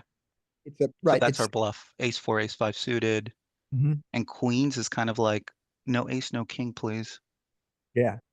I Okay. mean, you can't call the queen's raise a bluff. But it's not happy No. when it doesn't get a fold. So it's terrible, and you're right for it to be terrible, because that's a terrible situation. Yep. And I'm not doing this, by the way. Yeah, me neither, but I want to now. Right. I'm not doing this bluff. I'm folding all this. I'm calling this pure. Now I see that I'm calling jacks and tens too much. What the hell? Look at that. It's just folding it all out. Right. And then one thing to point out about this is something misleading. You see how 7s, 6s, 5s, 4s, how these all call pure? Right, yeah. But they're like so tiny, right? Like we're not even raising those. Right. So yeah, okay. So if we raise, we call, but we should only be raising like 5% or something. Yeah. So people who look at the solver output, they often say, well, I call pure with 7s because I fold my 10s because my 10s block the bottom of his 3-betting range like this. It's like, no, you call all these so that when you go to the flop, you have the right proportion of these to these because of how many of you opened. If you Mhm. open 8s pure, you Mhm. have to fold them almost all the time. If you open 7s pure here, you have to fold them this much. It's because you open jacks pure, you want to be left with this range on your call. So let's take the call here, go to a flop. We're in the wizard, so we're going to blow away. We're going to just waste a flop here. All right, we can't even see it. Because I did one already today. What you'll see is you'll see how these suited connectors and these all have they're the same amount of them all down. This whole Mhm. range all has 10% of them or 8% of them, whatever the number is. That's what's going on. Oh man, that's great. Yeah, thanks for pointing that out. I think I'm opening too wide under the gun too. Like I'm pretty much opening 8 full. So I need to think about that more. And let's make sure you're thinking about under the gun at a 9-handed table, right? Yeah, under the gun. Yeah, 9-handed. Because like I'm probably opening like 6s or 5s or better 6-handed. Yeah, 6-handed, you've got this. Sorry, there's a raise still there. Yeah. Low jack. Okay, 7s or better. Yeah, that's There. fine. If you take all your 2s, 3s, 4s, 5s and plug them into 6s and just go 6s or better for simplification, that's fine. Okay. Yeah, that makes sense. Yeah. If you take your 7, 6, your 6, 5, and your 5, 4, and you all shove it into 6, 5. So it just looks like that. That's fine. All right. And also, if you stop looking at that thing and move on, that's fine too. Um, whose hand was this one? Was the king queen? It was yours, Frank, right? No, it was Skate. It was I think- Dean. Was it Dean. Dean's? Yeah, Dean's. Dean. Since you didn't get a post flop, Dean, do you want to do another? You want to do the next one, Dean? And if you don't, it's JD. Whoever turns. Okay, Dean, this one's yours. Oh, okay, I'll take another one. Yeah. Ace Jack raise. Ace four. Did we have this one already? Oh, weird. Ace four. Could I don't think we do had this. whatever. Can fold. Can three bet. Probably shouldn't call.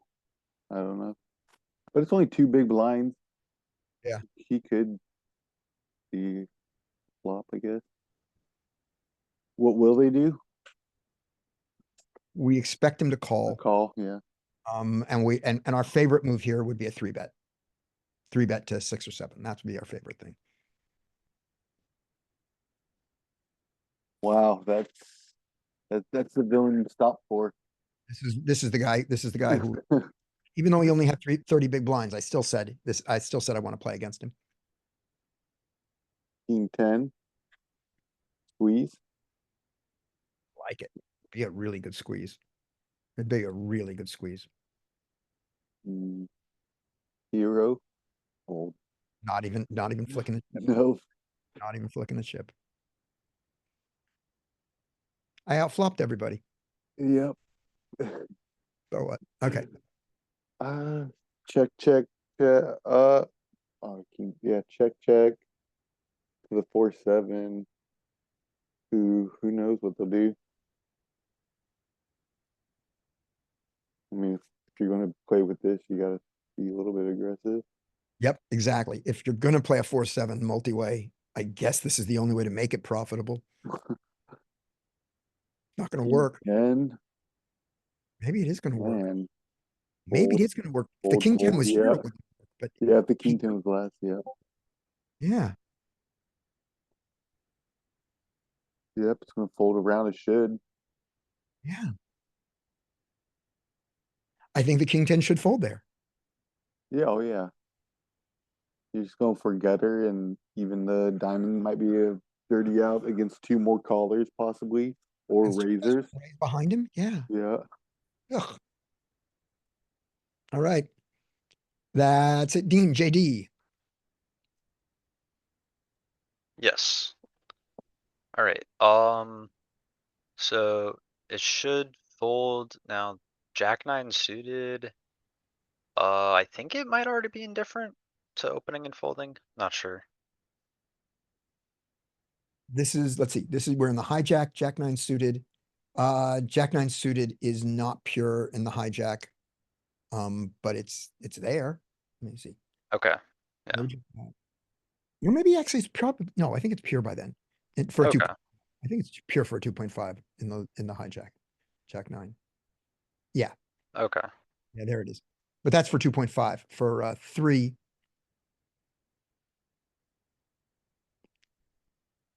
Oh, this is 3, no rake. Yep, yeah, Jack 9's good. Okay. See if he finds it. Alright, so then, yeah, So he okay, he plays limps both it. Since it's pure, he limps it. Right, of course. So it should just fold around and big blind just check. Although, would we be surprised to see 8-6? Probably not from Villain 71. He's Yeah, been not getting it surprising. with any two. Yeah, not surprising us at all. Yeah. Fold.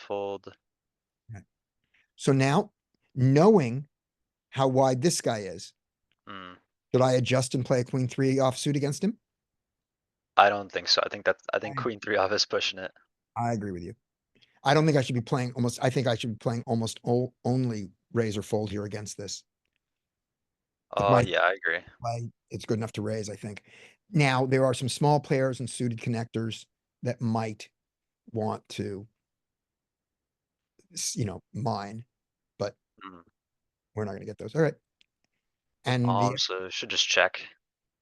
and Jack 7 offsuits, his exploit is that he got to see the flop. Right. Yeah. That's it. No, y'all flopped everybody again. Alright, so I'm wondering if we're gonna see another stab from Villain 71, but assuming 67 is gonna check and 75, he might lead out here. He checks. Okay, so I wonder if we're gonna see the stab. Oh, alright, he checks it. Okay. I don't know the differences in his mind. I don't know what he's thinking. Maybe he's not thinking, Yeah, probably not. maybe he's Um, pushing buttons. So I think 67 is probably still just checking and giving up. Mhm. But yeah, if I was 75, I would probably bet by now. Actually, well, with the paired four, maybe he's just checking. Probably I'm gonna check make or it bet you. small is fine. I'm gonna make it be you. I don't know how you got here with this way, but it's you. Yeah. What do you want to do with a 9 here? Uh,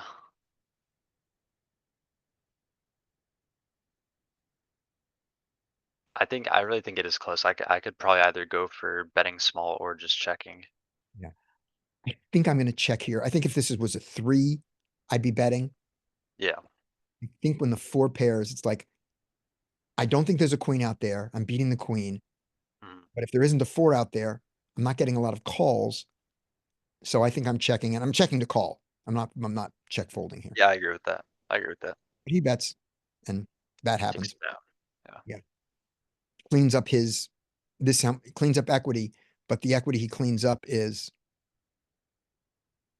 oh, it did Actually, whatever. considering that they're probably not in with like maybe only one of them has an overcard each, like you're probably purely not betting since they don't there's not much protection you need against like just like one or two overcards, I guess. Yeah, yeah. Makes sense.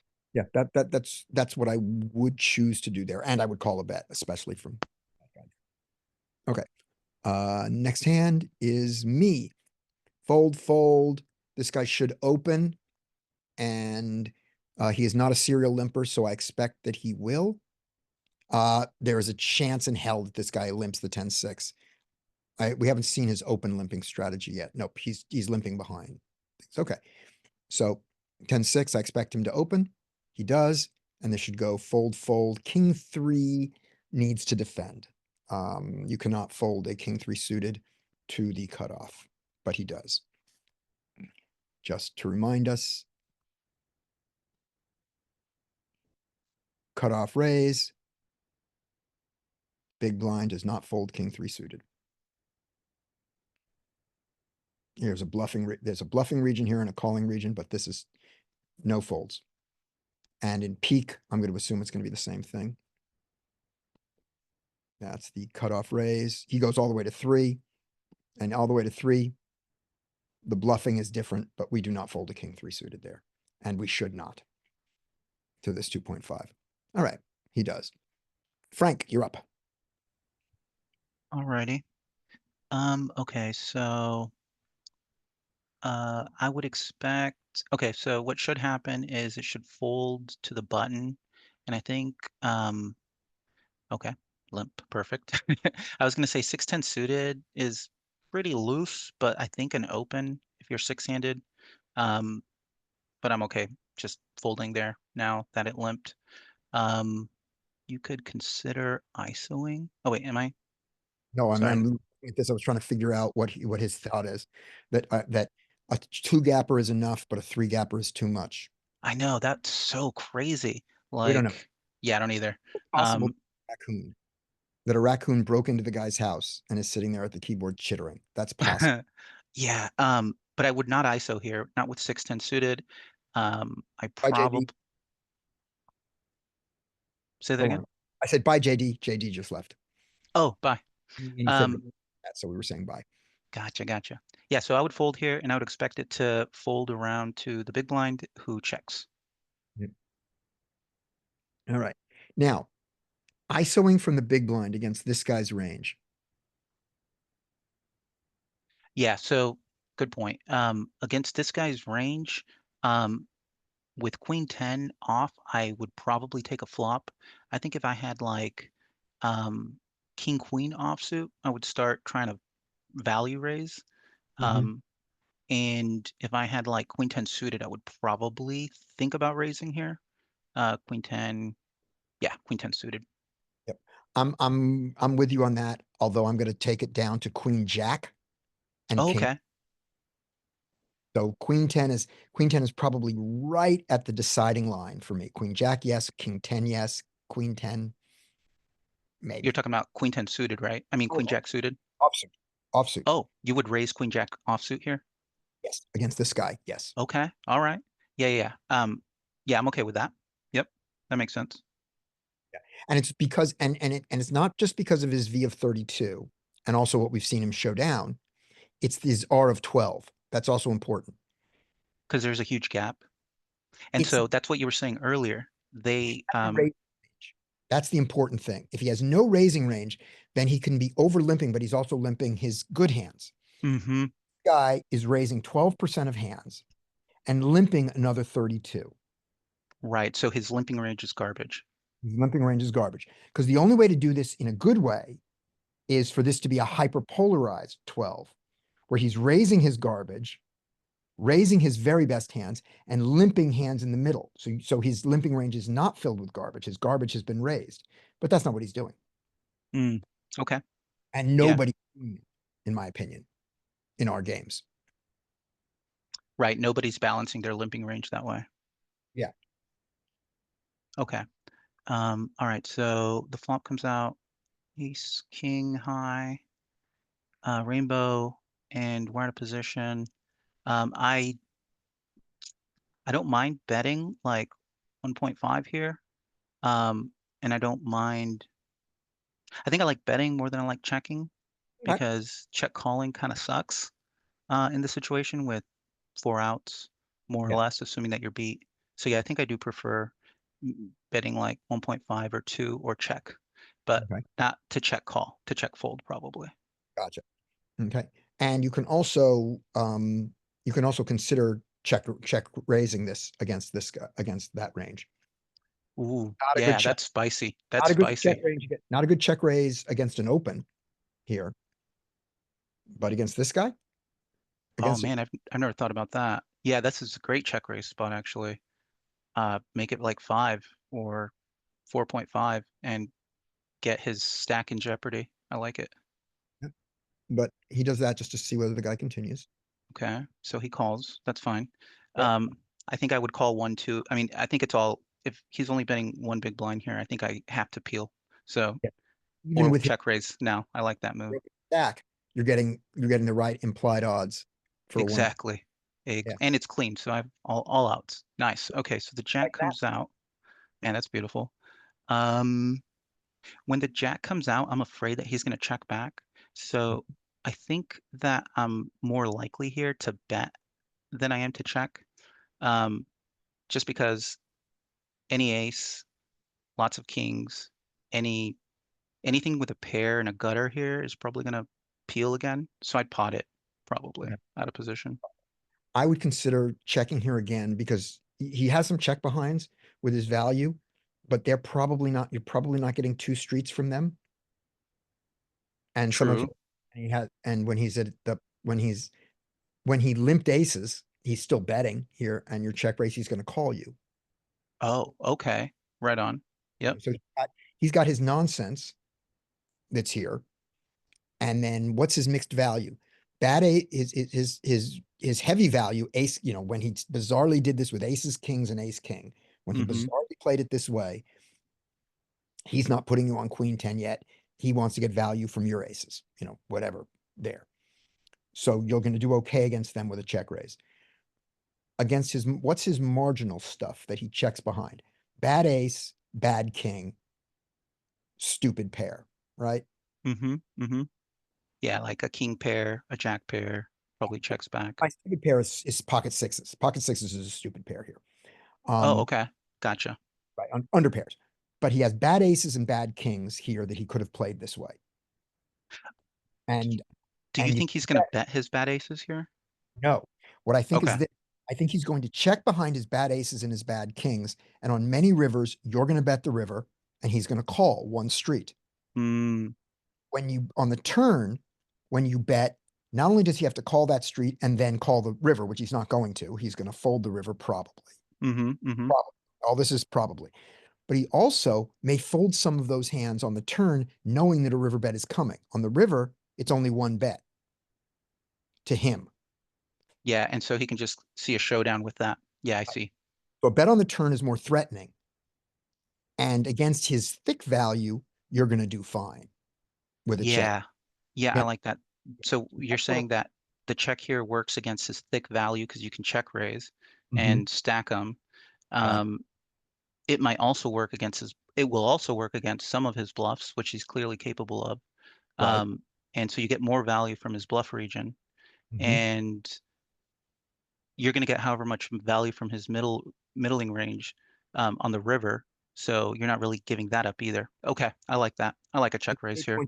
And Skate points out that we have a diamond, so we're less afraid of backdoor diamonds. Oh, good point, actually. Yep, that's a great point.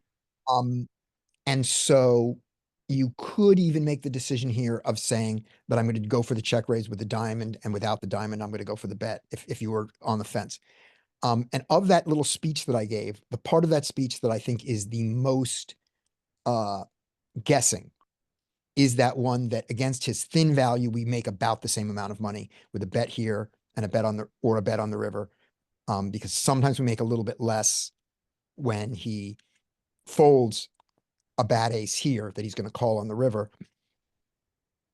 And, but sometimes we make a little more in that other line because we've bet here and he calls a bad ace on the river also. So that one we're not sure about, but we're confident about what it does against his bluffs, and we're confident what it does against his thick value, and we feel pretty good about what it does against his thin value. So that's Yeah, what. yeah, I agree. Okay, yeah, so I'm gonna amend that. I do like check raising better now. Cool. So he bets 2, and let's see, I'm probably gonna make it like 10 or 12-ish here, and hope to jam the river with something big. So let's just look ahead. You go 10. He calls the 10. There's 24 in the pot, and he's got 28 left. Yeah, that's a fine river jam size. 10 to 12 does that. 7 or 8 just doesn't threaten, just makes your bet on the river too big. Yeah, I agree. And now that you kind of looked ahead, 11 sounds a little better, so it's a little bit, kind of potty on the river. Yeah, I love 11. I love 11 here. Okay, 6 is great. He's going for a different line. He's trying to get He's some value, not a lot. Yeah, Or exactly. And respaz. a little respaz, little click back, Yeah, actually. yeah, a little respaz. Okay, that's Dean, and then the fold. Yep, good. Cool. All right, up next is, I believe, me. Okay, or in the current order, it's me. All right, so fold, fold, fold, fold, fold, fold. And he doesn't fold. Having done the call, King 9, I expect this guy to check. If it were me and I was limp 2 with King 9, I would raise. Oh, he raises. Scotty, are would- you raising 3x here, or are you going like 4 or 5? I am going between 3 and 5, depending on, let me show you the chart and then I'll tell you how I do it. Okay. This is the chart that I actually learned because I'm a crazy person. I learned this chart, What but is I that? didn't, this is the chart, but I did not learn the difference in the sizing between the 3 and the 5. Okay. So what I learned was I know these frequencies because I'm a crazy person. You don't need to know these frequencies. It would be good to know these shapes, all the value, this area here, and this area here. And then, Okay, so we're doing a lot of like 9x and 8x suited here, it looks like. Oh, and 10x suited. Okay, and the middling part of that whole range. Okay. you learn this shape. This is not a bad shape. There's your heavy, wonk, and then you've got these lobes. Lobe, lobe, lobe. Okay, if you know that, that's great. And if you need a way to remember this, kind of looks like a swastika. It doesn't. And by the way, I can't believe we're raising 10 deuce offsuit and 10-3 and jack 3 and jack deuce. That's insane. We are Okay. bold. I just want to point out one thing about the swastika comment. I'm allowed to make that joke because my mother, my grandmother, and my great grandmother We're all anti-Semitic. So. Moving on. He's here all week, guys. Tip your waitress. I'll be here all week. Enjoy the barbecue shrimp. So having said that, what I didn't learn was the 3 to 5, the ratio of 3 to 5. So the way I'm making my decision is my mood about the other guy, just how I feel about him, what I feel like. So I do some 3s, some 4s, some 5s. I almost never do 5. Well, let me be honest. I go some 3s, some 3.5s, and some 4s. That's what I actually do. I never go 5. But I do that based on literally not knowing that the 9-5 is the one that does it the most. And what's the one that does it the least? 8-6. I don't know that. And I'm having no reason to learn it. But the king 9 offsuit is in there. I know that. And so I'm doing it here. But the 2 is silly. All right. So he pot sweetens in a situation where he doesn't want to. His hand is not good enough to pot sweeten. Now here, the 6 might as well check range, and he might as well check raise this with no club. He'd rather have a club to check raise, but he doesn't need one. 2, 3, 4. Yeah, let's check raise this. He checks. There's the bet. Let's check raise. Come on, check raise, dude. Check raise. All right, he calls. Check. The king 9 probably shouldn't bet here, but having gotten here, given that it's him, I expect that he does. He does, and now to that size, queen 6 should fold. Yep, there we go. All right, Frank, next hand is yours. Alrighty. Let's take one little view of blind versus blind. Let's check one thing about this. No, we can't. I've used up my wizard for the day, and Peak does not yet have blind versus blind in it. Or at least they didn't as of last week. Let's see if that's been added. I don't think it has. Small blind limp, big blind, and there's in this one, here's a simplified version of that one where it's 4. And you'll notice different chart, but look at the same thing. Look at the shape. Look at this region, this side that we talked about, this lobe, and this lobe, and missing this. So it's similar, but not the same. When he does it, and now this guy with his queen 6 offsuit that should fold, but he called because it was to 2 and not to 3, not to 4. And we don't have post flop yet in Peak. Okay. Next hand is Frank. Okay, so I expect, okay, so now we're kind of 6-handed. Yeah, we are 6-handed. 2, 3, 4, 5. Okay, so it's going to fold around to the button, who's going to open it. Good. And 71 should fold here. And queen 5 suited, I think I would probably defend here against 2.5x 100%. I'm not sure about the 3x. I think I still defend queen 5 suited. Yeah, that's close though. I don't know. I don't know the answer to 3.5, and we don't want to look this up in Peak because Peak has no rake. Okay, So that's right. It'll give us good post flop stuff and things like that, but it'll give us a bad response for how we should play this one. So let's go to the 3 big blind range that we can get here, pre-flop only, 3 big blinds. That was a button raise and big blind. Okay, pure calling all the queens. Cool. I didn't know that. Great. And against the 2.5, which you do know, there are even some raises in the queens there. Yeah, for sure. I think.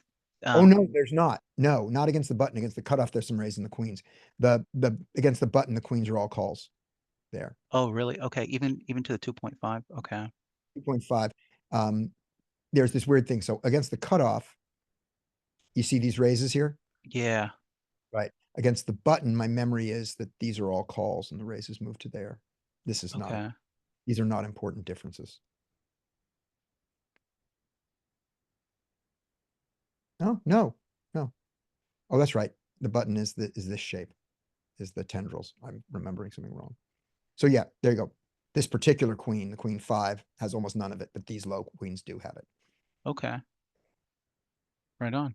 So I guess 3-bet queen 5 suited every once in a while against the button from the big blind.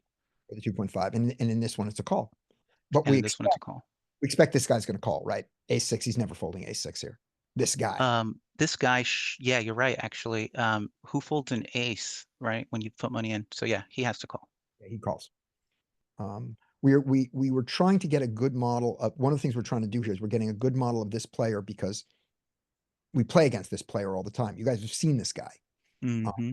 And so that was the thing I was looking at. Why did he fold he folded the 10-6, but he played the 9s, the 8s, the 9-7 or whatever it was.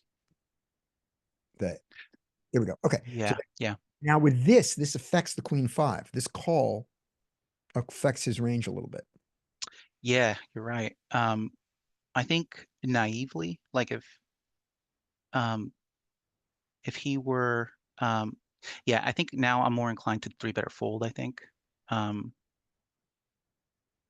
But I can definitely, I wouldn't be, I can also see the argument for calling as well and hoping to hit a big flop. Good. Now, the question I'm going to have for you is, I'm going to give you a first question, which is this: the percentage of VPIP. So we're ignoring raise versus call here. So it's just about what you fold. When the small blind calls, do you call more, wider, or narrower in the big blind? In the big blind, Between whether the small blind folded or called. okay, I see what you mean. So if I'm in the big blind, am I going to be calling more or calling less if the small blind calls? Is that what you're saying? I'm really saying folding more and folding less. We're going to ask the raise to call ratio, the next one. So do you Okay. fold more or less in the big blind when the small blind calls compared to when the small blind folds? Are you I tight? fold more. I fold more when the small blind calls. Good. Right. This is the opposite of limit poker. Exactly. And let's just look at that and see the numbers. So big blind folds 61% without the call. Okay. Okay. With the call, big blind folds 69%. Okay. Okay. And that's a significant amount. And the reason is you're getting much better express odds. No limit poker is not about express odds. It's about implied odds. Mm-hmm. Implied So odds we are- have reverse implied odds Exactly. when we're going multi-way. And so so just like you said, now let's look at, now it's going to happen across the region, but let's just look at the queens for a second, because that's what we have in this hand to look at it. When we fold, our queens all call, no bluffs, right? Mm-hmm. When he calls, our queens start to fold and have some bluffs. And look at the queen 5 suited. That's exactly the one that Yeah, right. wants And to just like re-raise. you said, we become more polarized here, which is the ratio, fold here, of calls to raises. We've got about twice as many calls as raises here, right?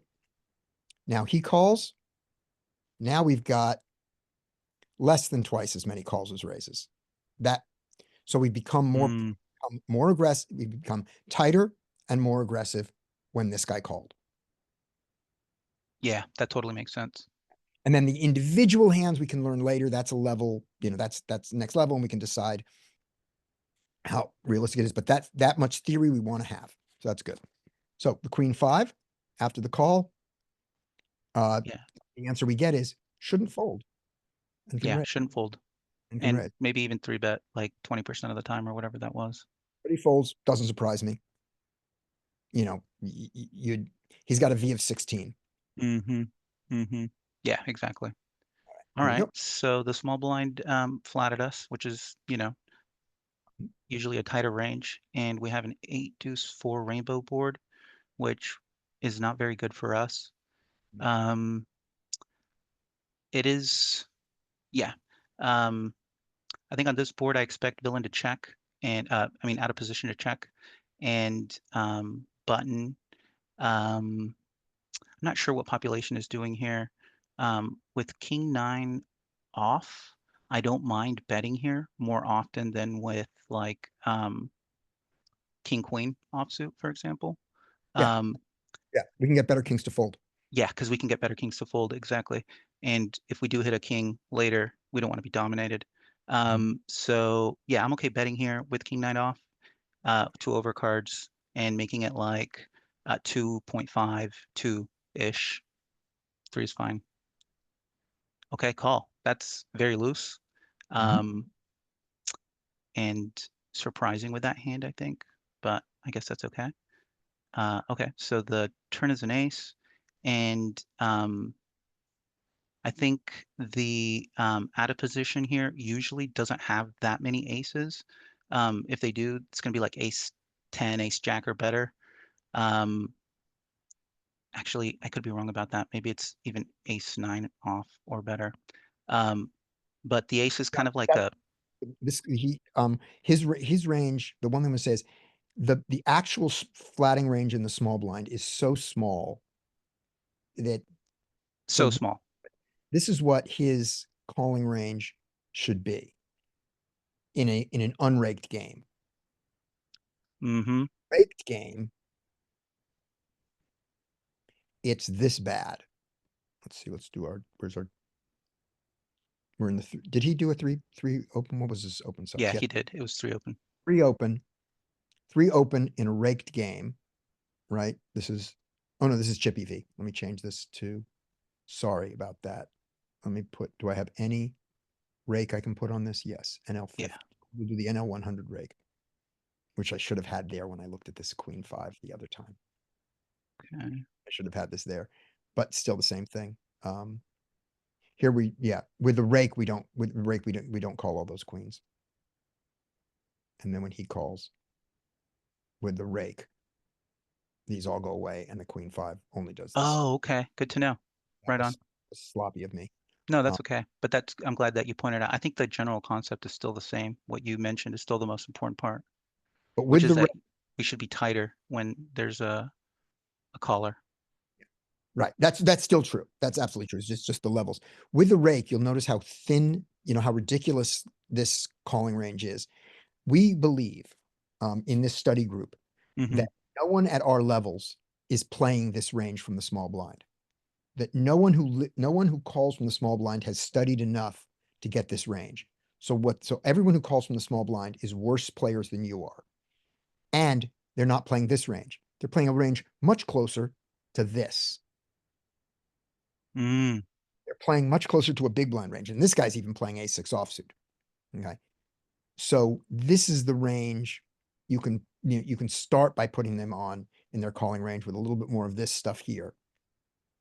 Yeah, that makes sense. When that comes, that thing of saying, well, they don't have that much, what's their worst ace? You get this, not this. Totally. I agree completely. And so that ace is not really that ace is a great card for us when we have a big ace, but it's also it's kind of like a neutralizing card, I think, against these types of villains because they have a lot of aces as well.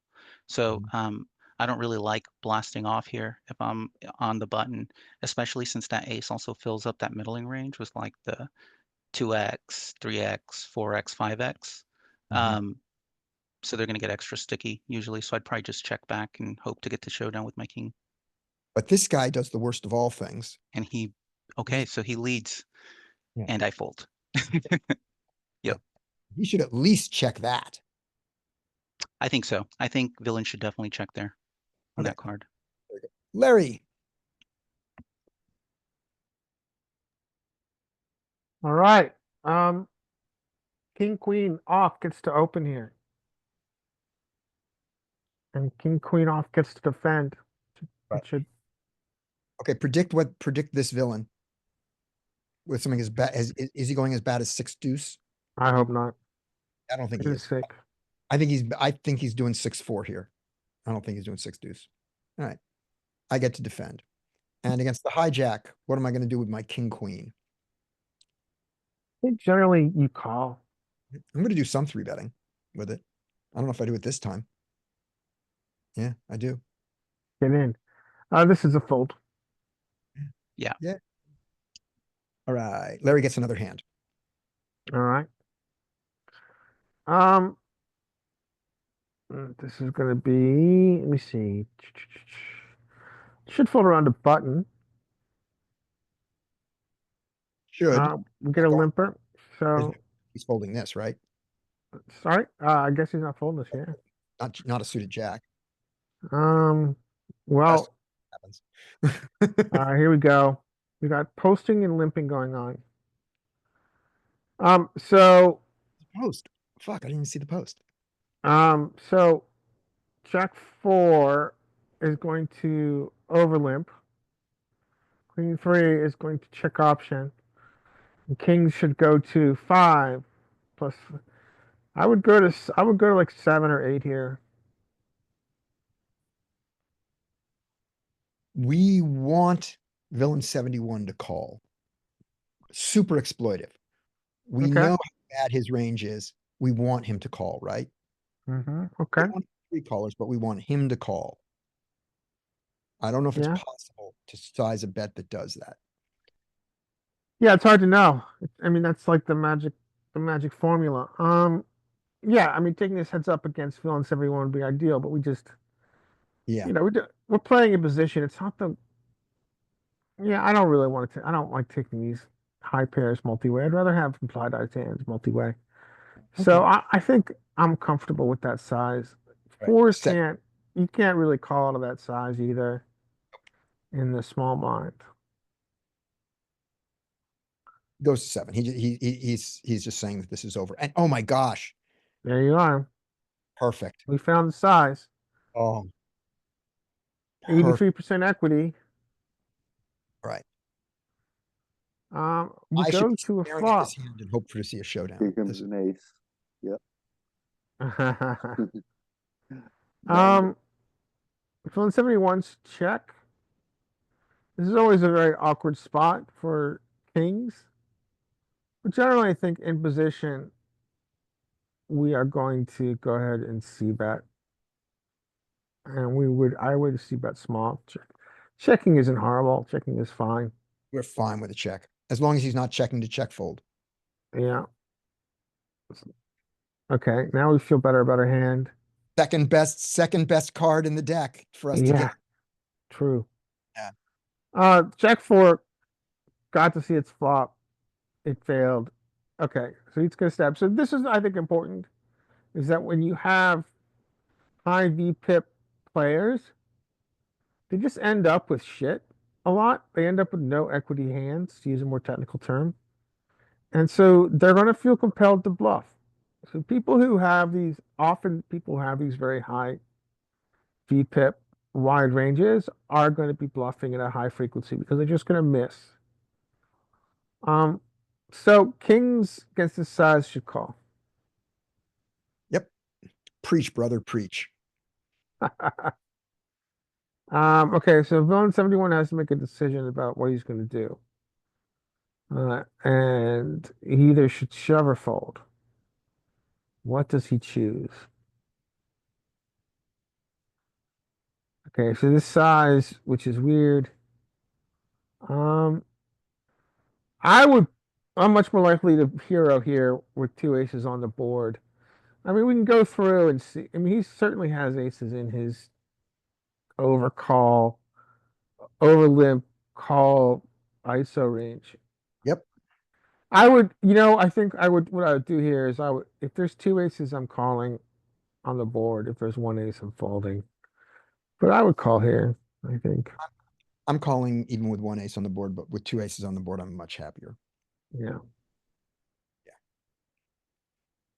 And not because I've seen this hand, but because we've seen other hands of his. Yeah, that's valid. Now, we didn't see the bluffs because his bluffs got through. We haven't seen him called on. We haven't seen one of his bluffs failed from my position, but we've seen how often he takes the shot. I think it's important if you're playing this kind of Your mic playing. just went to shit. Larry, your mic just went to shit. Oh, okay. Go Right. ahead. I'll try to fix it. Okay, thank you. All right. Next hand after Larry is skate.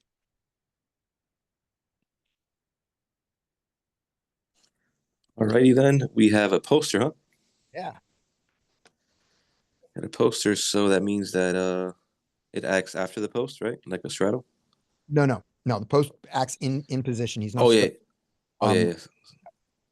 Oh, it's been so long since I played poker. Okay, so all right, so in that case,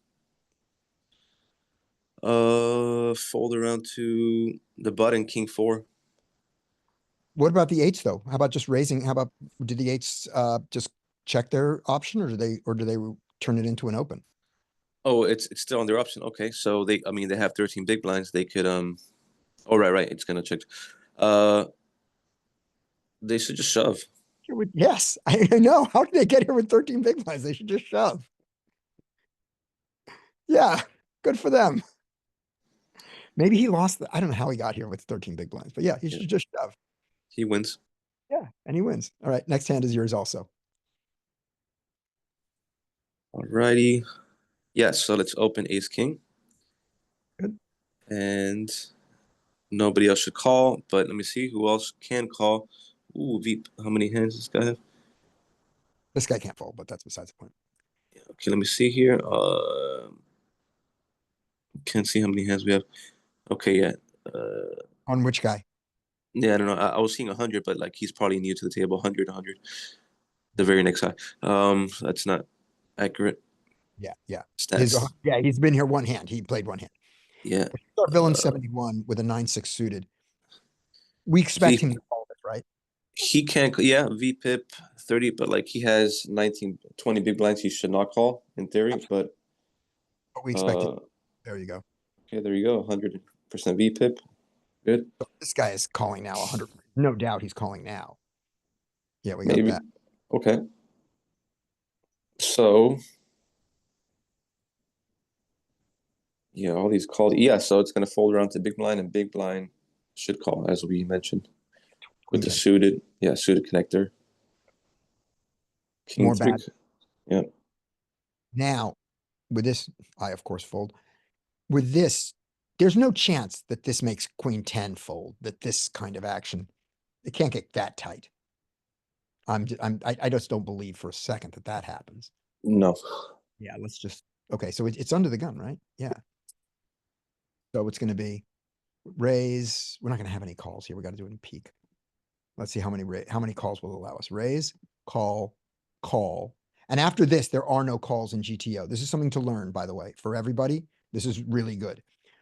After went raise, call, call, even though we wanted to fold this king 8 suited, you might have had some other hands here, like 10-9 suited, jack 10 suited, where you thought, oh, ace 4 suited, ace 5 suited, where you thought I should call. In GTO world, once this many people have called, your hand is either good enough to 3-bet or fold. Don't get involved. That's the GTO answer there. So we won't get that 4th guy in there because there are no more calls available. We get down to the big blind. That second call is now knocked queen 10 suited out of the park. What about on the button? Is there any calls at all? Nope. Oh no. Once it goes 2, Mhm. there isn't. And this is the programmers have simplified this. There are slivers of calls here if you let the computer run them all down. But the people who wrote the programs said that's bad poker. And let's simplify our calculations and everything, and says to do this, right? Mhm. So the thing to see is, and we're going to do this just in peak, this difference, which is, look at your big blind range here. We've said that the big blind gets tighter and tighter as more people come in, but look at how much tighter it is. So here it is there, 1 call. Oh, so just to give it numbers, the big blind is folding 85% here, right? Playing 15% of hands. 1 call. The big blind is folding 86%. 2 calls. The big blind is folding 92%. Wow. And that knocks out queen jack suited. Hmm. Without looking at this chart, Queen 10 sliver.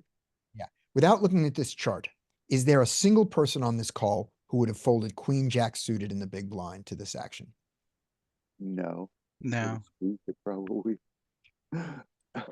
Now, having looked at this chart and adjusting for the fact that this guy is not playing this GTO strategy, and this guy is not playing this GTO strategy, they're playing the strategies they actually play. What do you think we should do in the big blind here?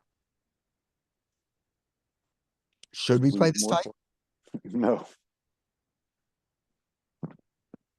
Add in all those suited broadways to just slap their fucking shitty suited range. Okay. I want to play close to this range. I want to cut out this, I want to cut out these, I just don't believe in these bluffs. Yeah, I was looking at that. I don't believe in these bluffs. I want to have, basically, you know what I want? You I add don't, in full I don't know that I frequency want to have pairs. any bluffing range here. That's a shitty range. Yeah, I might not want to bluff anything here. Yeah, ace, king, I think I might say that, ace, king is my bluff. Ace, king offsuit.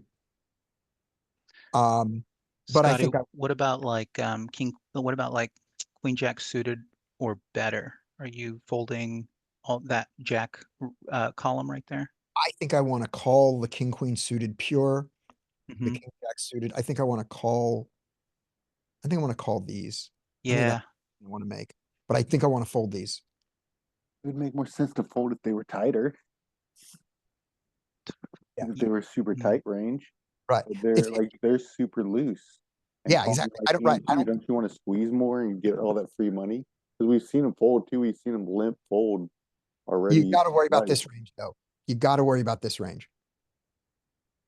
yeah, under the gun. And also one of those other two are short and there's so much money in the middle. Yeah. Yeah, well, these guys don't, this guy's not folding. No. What do we do? What do you do with the queen 10 if it was just under the gun versus big blind? Is it just pure call or what is our We're three folding, bet we don't fold queen, yeah, range we don't fold queen 10 suited, under the gun, even with no calls? with the rake, let's just, go back to it was a 3 big blind range, right? It Yeah. was 3. So here's our 3. We don't have the 9-handed 3. So we'll do the 2.5 9-handed. This is still gonna be decent. 2.5. Queen 10 suited doesn't fold, and I don't fold either. You go up to 3. And you keep this guy here. I think we're gonna fold all these along there. We're not gonna do any of the two gappers. King queen off too. That's really Yeah, you gotta respect this. You gotta respect this Mhm. range. I mean, this is a non-fucking around range here under the gun, 9-handed. But you have money in, you have hands that flop well. I think I'm gonna lose. I think I'm gonna lose the jack. I'm gonna lose all these. Jack 8 this, and I think I'm gonna lose these other two gappers here. I think I'm gonna lose the 9-7, the 10-8, the 8-6, and the 7-5. I'm gonna lose these middling two gappers and then keep in these because this is so below his range. So I have, two, both my cards are clean. Mhm. And then I'm gonna keep in the queen 10 because it's good. And maybe to the jack 9, I'm gonna think about folding. The 10-8, I'm gonna fold. What That's- about the ace jack off? At 3 big blinds, no, fuck this. Fuck all that. I don't even play. I'm not gonna play this anyway. I'm not gonna do this. It's like, this is a 5% thing that I'm just not gonna ever do. But you're never calling them. I'm just gonna fold all 3 of these against the end of the gun. And I'm gonna find some of these bluffs. But I'm gonna lose those bluffs when it goes call, call, call. And I'm gonna lose all my bluffs when these guys are short because they're not folding. Their stacks are, they have fuck it stacks. Mm-hmm. Right. So he calls. And whose bad play is rewarded? Of course, this guy's bad play is rewarded. All right. All right. So, yeah, so check to the original razor. I mean, it's without having a heart. I mean, even without that, it's still a multi-way that, of course, we have all the over pairs, but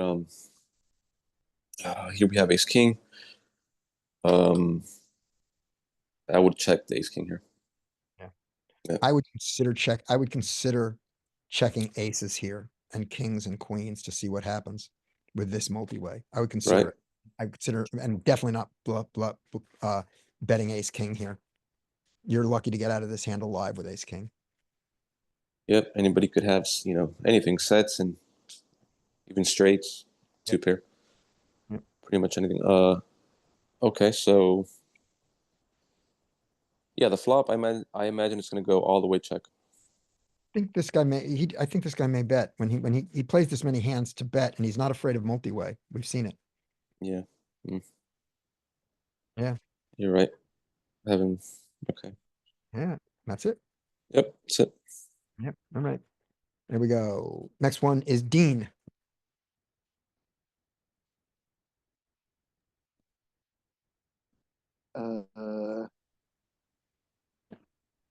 Ace nine, probably not too far away, maybe. Yeah, that's too early for ace nine. He might do it, but Mhm. it is GTO too early.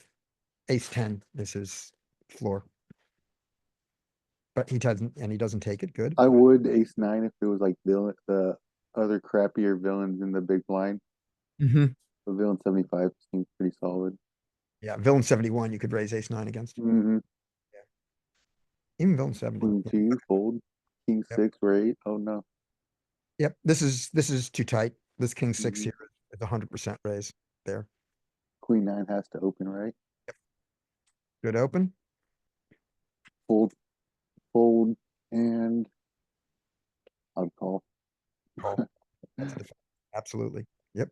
Good defend. Hmm. Check. Should have bet bigger if you wanted to bet, and I would check raise. Hell 8-5. yeah. Yes, check raise. Good job. Everybody who found the check raise here gets an extra golden point. Everyone but you. That is a check I raise. think check call is like the worst option. I think I'd so. rather just fold, if anything. I'm going to check that to see how bad the check call is. We all know the check raise is better. We're all for the check raise.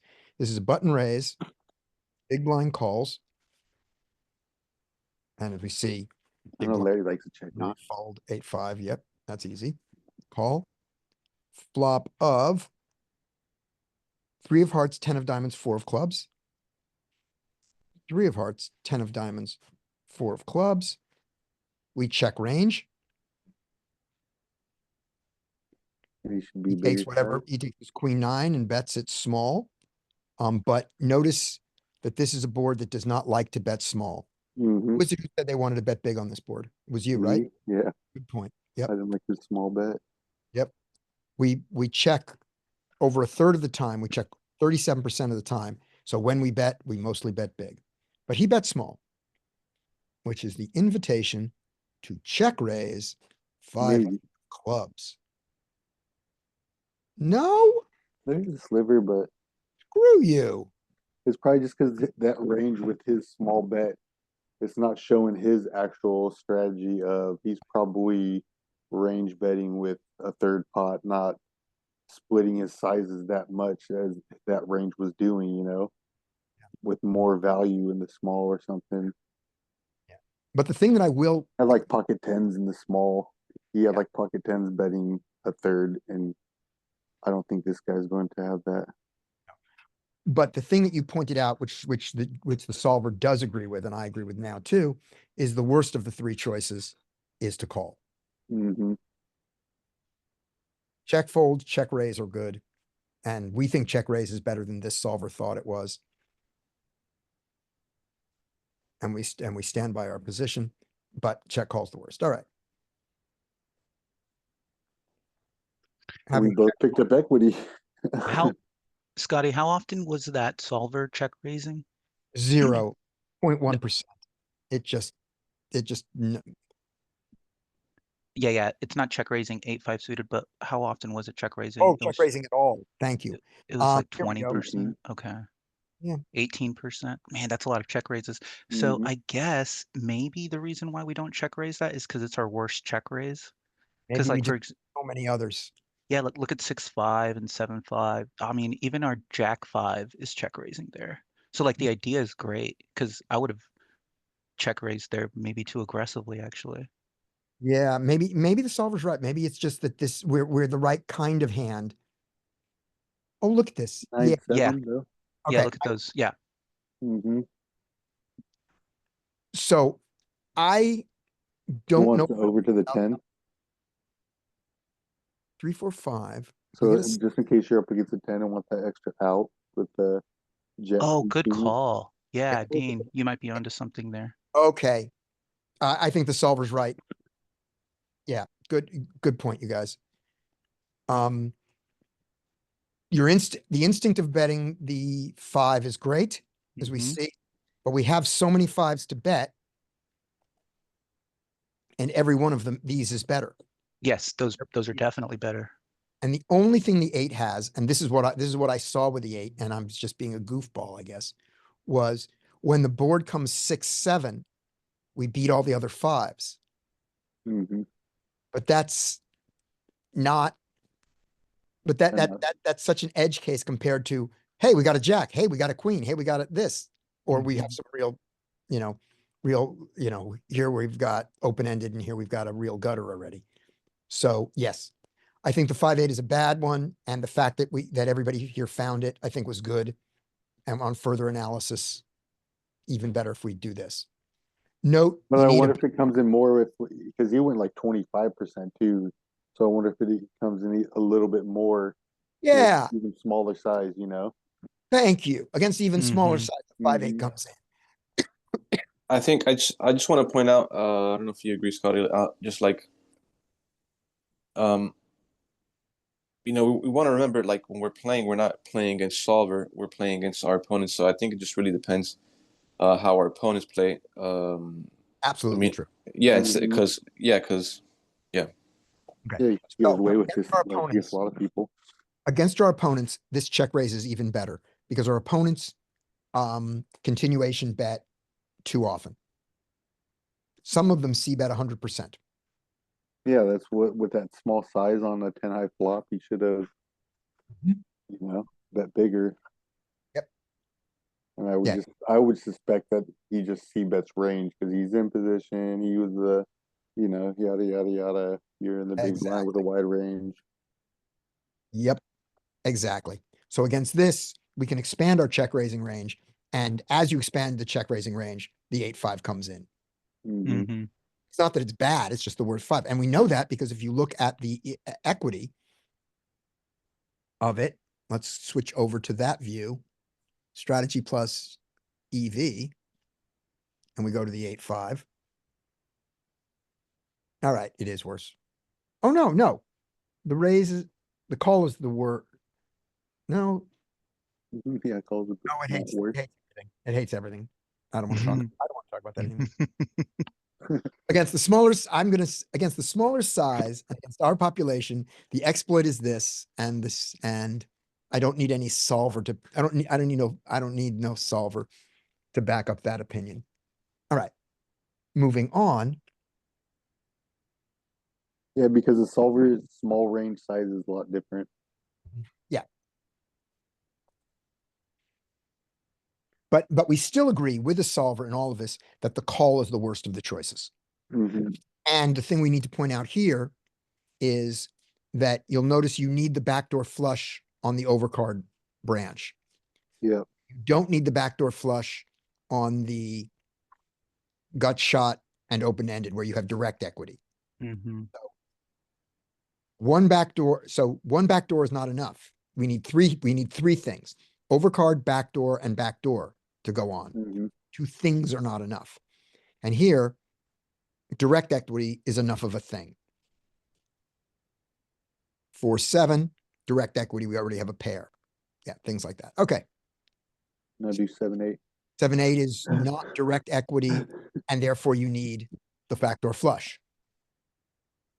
8-9 is not direct equity, therefore you need the backdoor flush. That is learnable, and 7-9 is so far away that not only do you need the backdoor flush, you mostly fold it. All right. Next thing that happens in this hand, though, Dean, is the 7 comes. Check. And then they queen's happy now. Yeah.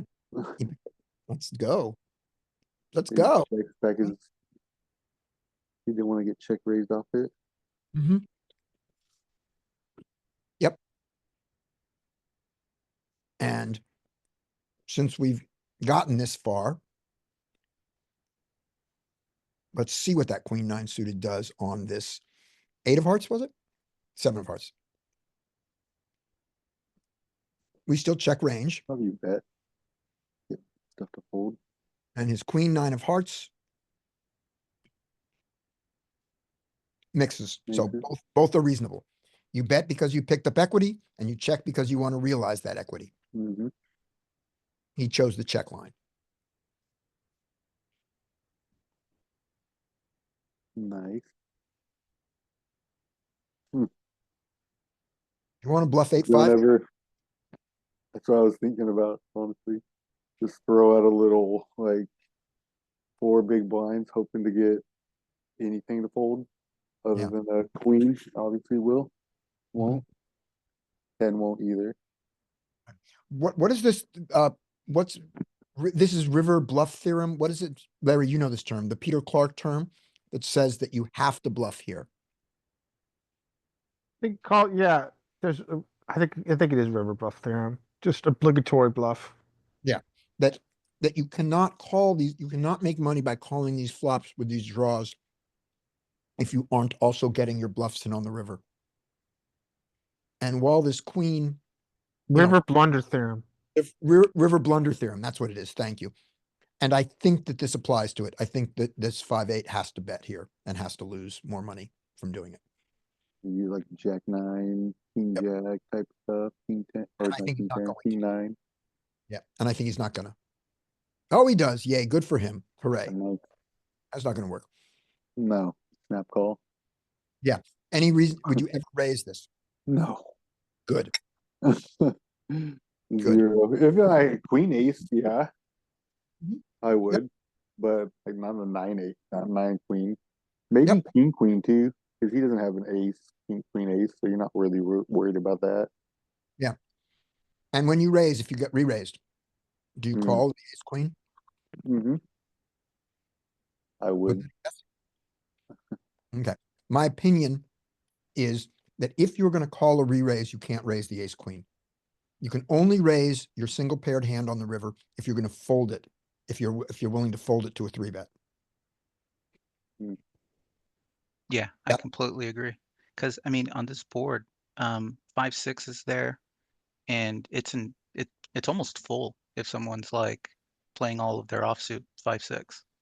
So you wouldn't raise 4s, Sure. but You have you're a going to set of call. fours here, But you're going to call the Right. 3-bet, right? but fours beat all the 2 pairs. Mhm. Queen 9 loses to all the 2 pairs. And ace queen does. Now, what 2 pairs does he have here? He has 10-7 suited. Is 10-7 going to bet and then 3-bet your raise? Doesn't he have 10-7 suited here?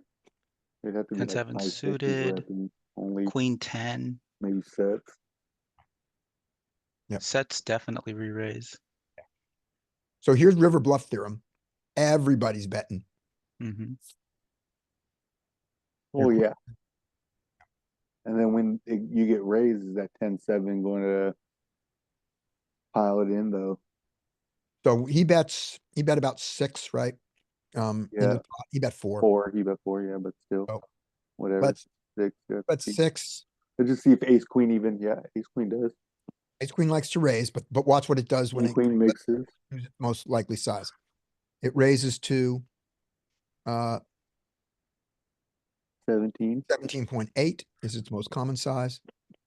Okay, now let's go to our most common size, which is jam. Hmm. And we are folding out these a lot. And there we are, 2 pair and better. Yeah, go back to that big blind and see what the jams are. Queen 10, wow. Even 10. Queen 7's jamming. Yeah. Yeah. Oh yeah, Queen 10 2 pair, yeah. A little bit Yep. of Queen 4 suited. The only Jack queen, 7 bluff. our bluffs are dead. I mean, this bluff is there. Yeah. Box 2 pair. I mean, this is a bluff. Yeah. I mean, it's a bluff to even bet it on the river, really. Yeah, it's turning a pair into a bluff here. Hmm. I mean, to do the initial 4 big blind, 6 big blind bet with Jack 7. Yeah. I wouldn't have not found for sure. But also, let's show how often it has these. See, Mm-hmm. now look at what you're really looking at. 2 pair for real, 2 pair. You know, Jack 10. yeah. Where's your actual bluff here? Where's your bluff that ever shows up here at any frequency? Just Jack 10, really. Jack 10. Jack 10 is Yeah. the only, oh no, that's not And even, it's but even, folding mostly, yeah, that's it. You turn your Jack 10 into a bluff. which is hard for people to find in real life too, to turn Yeah. second pair, into a bluff. And that's really it, right? That's the only Mhm. bluff that you're ever here with. So you Yep. should probably definitely overfold in real life because Yeah. most people aren't going to turn Jack 10 into a bluff this often. Not just that. I mean, I don't disagree with what you're saying, Dean, which is most people aren't even going to jam queen 10 on you. Yeah, that's what. Yeah, definitely not queen 3. Yeah, I'm just gonna call. I'm probably not jamming those 2 pair. Yeah, Probably me just neither.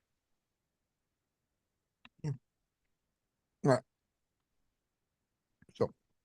And goes for it. There we go. All right. That was That's Dean. all. Next one is me.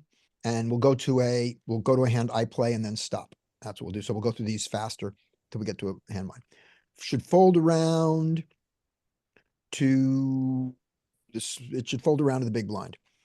9-6 suited raise here. Yeah, it should, the small blind should raise. Is this guy gonna limp his queen, his 10-3? No, he's gonna fold it. Is Hero going to limp ace 5? Huh? This guy gonna limp ace 5 off.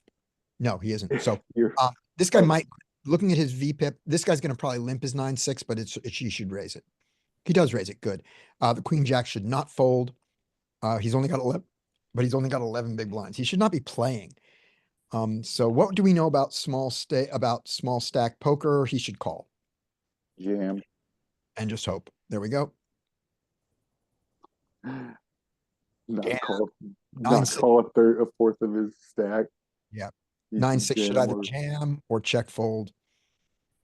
He bets small now, and that should win it for the queen jack. He picked up equity, but Go to peak. and he bluffed this equity No. against a call into 7.5 big blinds. What's the guy's not folding anything that he has? Yeah, this is just okay. So that's what he does.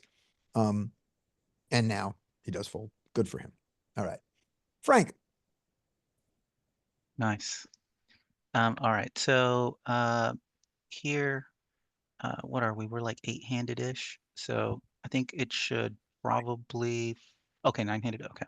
So it should fold to the jack 9 to the queen 9 off on the button, but I wouldn't be surprised if villain 66 calls or raises. All right.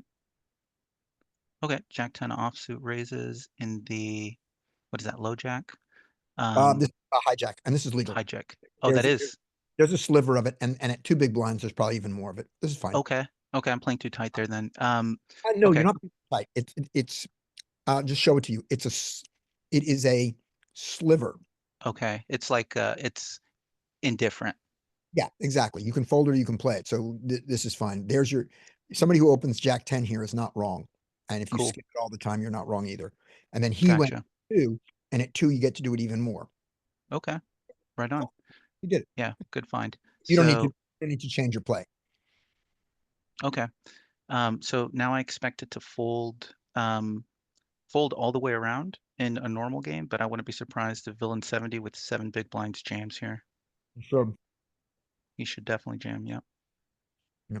Which is why this guy should not have opened his jack 10. Yeah, I mean, I think that's a bad raise now that I see the small stack all the way over there. Yeah. Yeah. And then it should, I guess now he can't fold because it's what, 5 No. into 1050. So it's a crying call. Yeah. And I'm making it. Fine call. Here we go. Larry. All right. It should It should fold around to button. It should fold around to big blind. There's not a playable hand here. But we know that this guy doesn't fold a small blind. Well, he checked. Alright, so I wouldn't want to shove here. What's he gonna do though? He limped.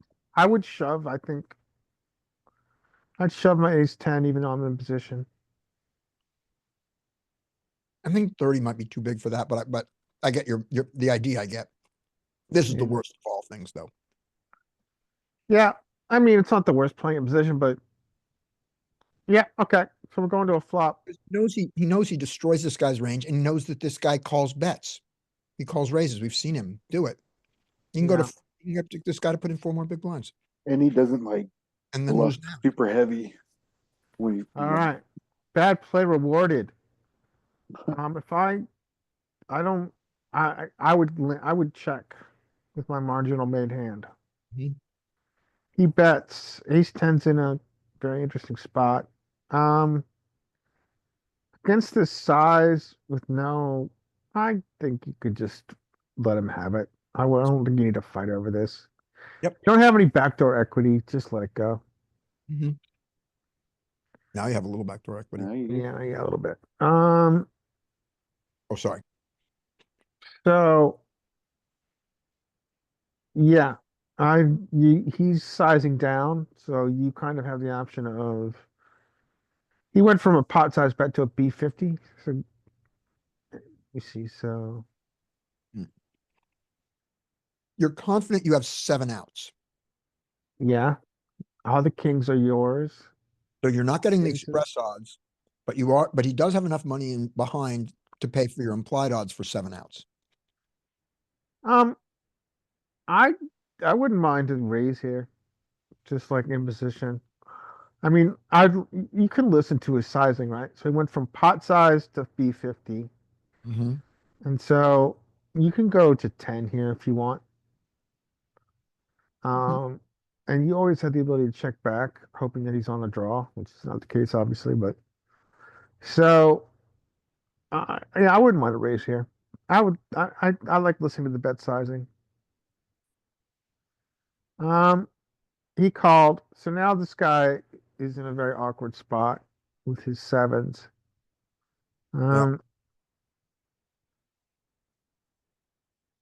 I mean, he's already really fucking mergy, right? I mean, it's like, does he have a bluff or does he have value? I would just check. Okay, so he blocks, and he's 10 now. I mean, if you ever have a bluff, it's here. I mean, you're right, this guy's a station, but You'd love to have the 10 of diamonds. I mean, you'd love to have the ace of diamonds, but you're not allowed to have the ace of diamonds. You'd love to have, 1 diamond here, but yeah, but the sizing is ridiculous. So listen to his bet you size. could definitely bluff here. I mean, if you have any faith in sizing tells Yep. or any belief that sizing tells can portray the value of a hand, Mhm. he B50, he potted with 3 bigs. We have to keep considerations 1 pot. He B50 turn, and now what? He B30s. If there's any situation where I think you could turn your ace high into a bluff, it's this one. All based on sizing tells. How big would I go? I think you just shove with this SPR. I totally agree. And best PR is almost 1. Yeah, you just shove. I think you can shove in. Oh, So I don't think you're getting a fold. I don't think that really. I think it's worse. just. Yeah. Maybe he does. Let's see. No, No. we call it. Yeah, that doesn't really achieve much. No, That's as mergy as his bet sizing. right. Yeah, it's just awful play all around. So there is a case to be made for tiny bluffs, and it is when your hand is the deuce of diamonds, 3 of clubs, where you benefit from any fold of anything. Ah, okay. Ace high here. This is if if you think you have a hand that he'll fold to this size bet, you might be ahead of that hand. That's valid. Maybe like 3 diamonds close, right? Yeah, um, just Yuck. Okay. Next is skate. All right, guys, I gotta take off. I will talk to you tomorrow. I take it easy, Larry. May the poker gods be with you, Larry. Thank you, gents.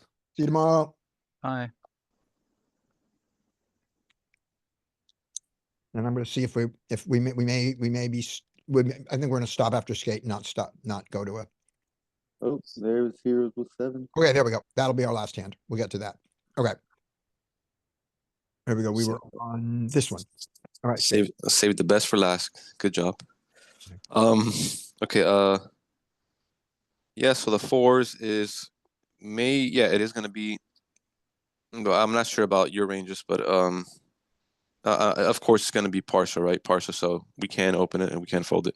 But I would fold in my live ranges. Ace 10 offsuit, we could. So, offsuit, He goes perfectly okay. fine. You know, nothing wrong with that. And if he's Yeah. mixing, he's even better. Having faced this, Okay, I see that. Okay, I see the Jack 3 is 15 big blinds, but they're short stack. Okay, so I imagine it's gonna. Okay, VPIP 40. Okay, this guy's definitely gonna call the Ace 10. He's gonna call. It's gonna fold around to button. Oh. Or that. Okay. this is not a good raise here. This is way too wide, but it's a Yep. better raise than a call. So I'll give him Yeah. that. Okay, it's not a click. A click would be like 5, like less than 5, right? Yeah. So Call Okay. 5 and a real click as in a mistype click would be 4. But yeah, this is a very small re-raise. all right. 4s is getting the odds, obviously. So let's call. Let's call. Let's flop a 4. Okay. We didn't flop before. Sizing was not good, but still a good board for the aggressor. I imagine 76 villain's gonna check. Mhm. And post flop.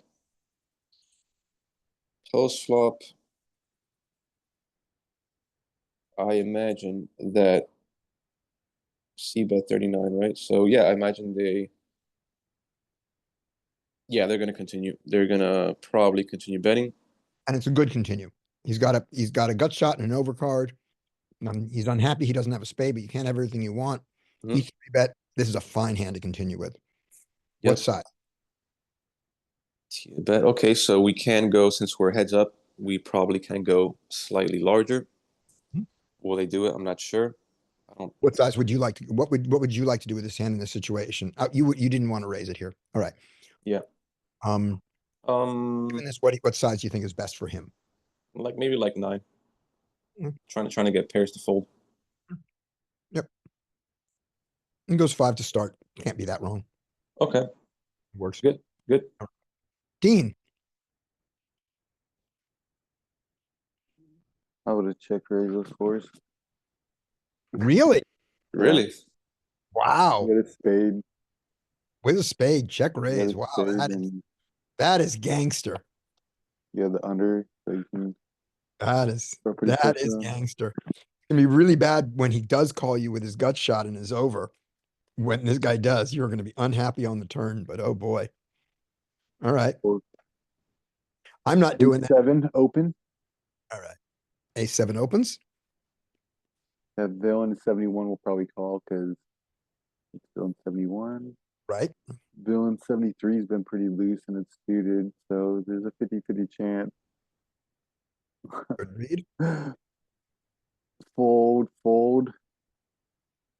Yeah, this guy knows to fold. Yeah. Ooh. Everybody caught a little something. Yeah. Still, I would check the A7, but no, he doesn't have to. Oh yeah, he has. Oh yeah, never mind. He Oh, caught a he's short stack. Yeah. Yeah, he caught a Yeah, piece. piece. Jam. Great. And I don't know about Ace3, what they're going to do. I would fold, but they Yeah, have a gutter, that's bad.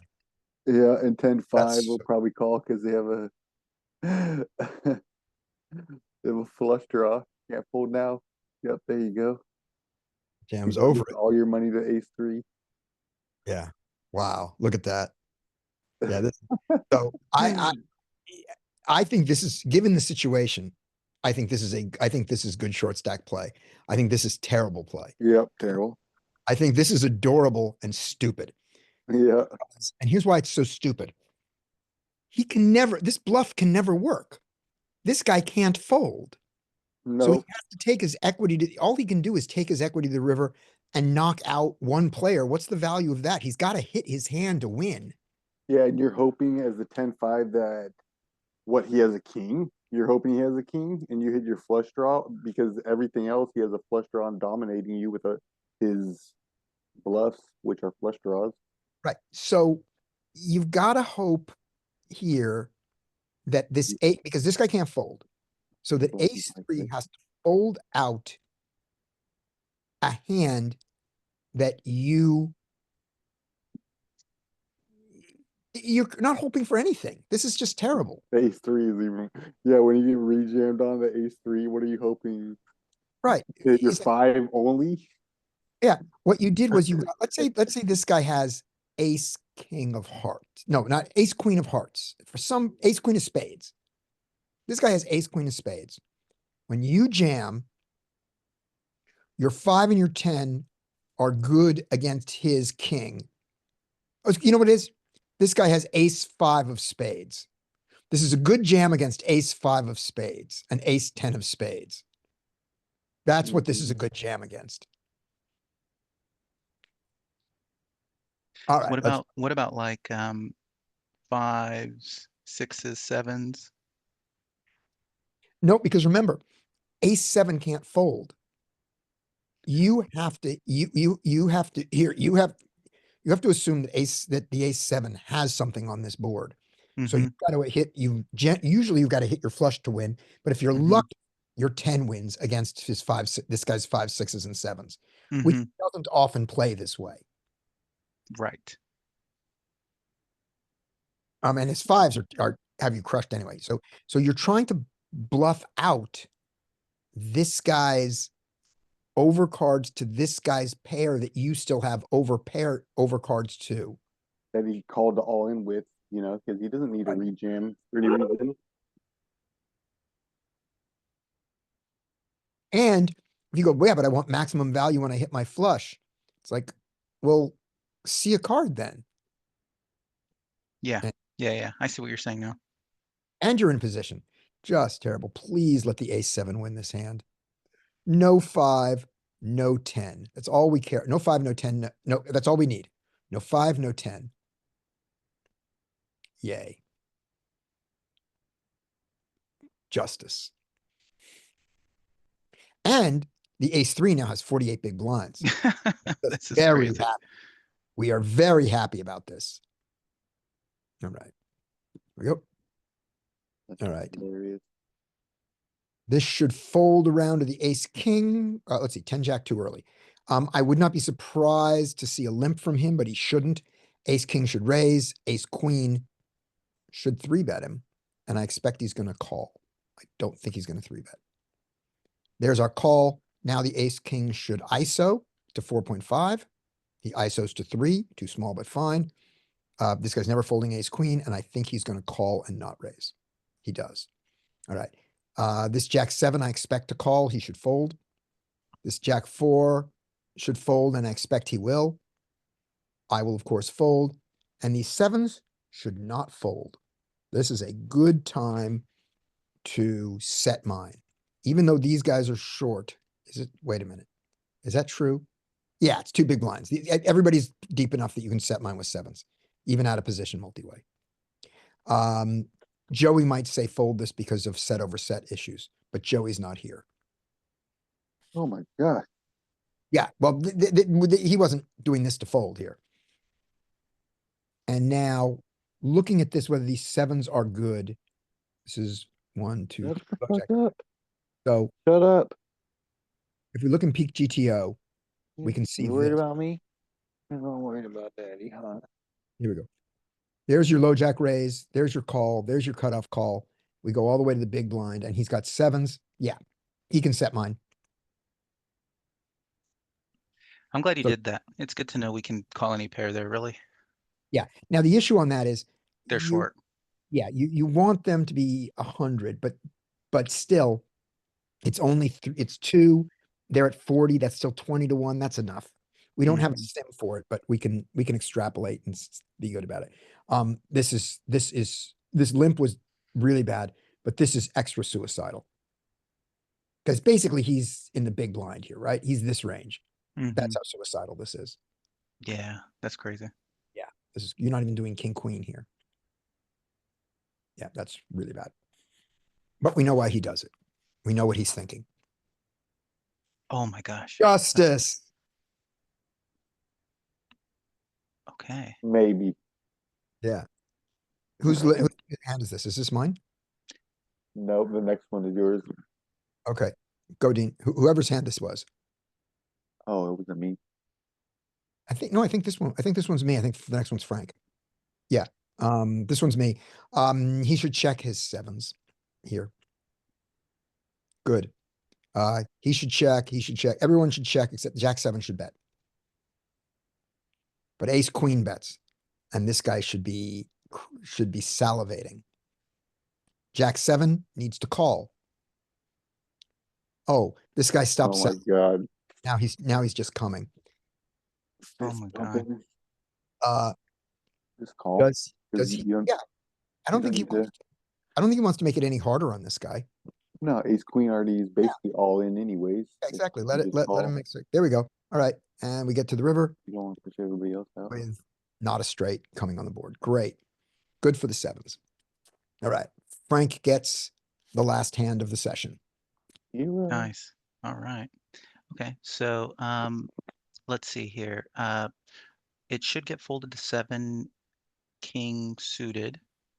And I think this is a mix here with 7 king suited. I'm not sure about short stack play though. But I wouldn't be surprised if they limp or raise I expect him to limp it. to limp it. Okay. And then it should now fold to Hero, who's gonna definitely ISO here. Oh, okay. Yep. 4.5. Yeah, that's perfect because they're short. No, and 4.5 is then- my ISO size. Not the shorter they are, the smaller this ISO size could get. But I'm not making it smaller for him. That's just a normal ISO. My normal ISO is to 4.5. Perfect. And Okay. a big size there is anything from 4 to 4.5 to 5 are all good. Okay. Yeah, that makes sense.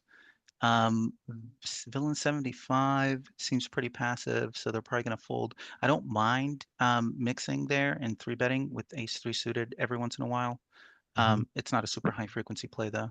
Yeah. And fold. Here's the one thing I think that's important about this hand for this ace 3. So let's say that ace 3 suited in the small blind is a high frequency, but not 100% 3-bet against a button open. Many of the hands that the button opens, you don't ISO. So I mean, looking at a button opening range Mm-hmm. that this comes from. This is where the important thing is. We've talked about this before. So here is our button opening range.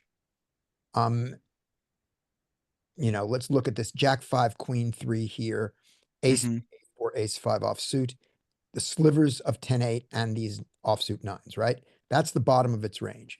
In response to this, the small blind can say, this is we have to look at this we can't look at this in this, we have to look at it in peak. Because we need to have fewer, okay. Here we go, small blind. So you see the ace 3 doing its sum and the ace 4 and the ace 5, right? But once you say, how much of this garbage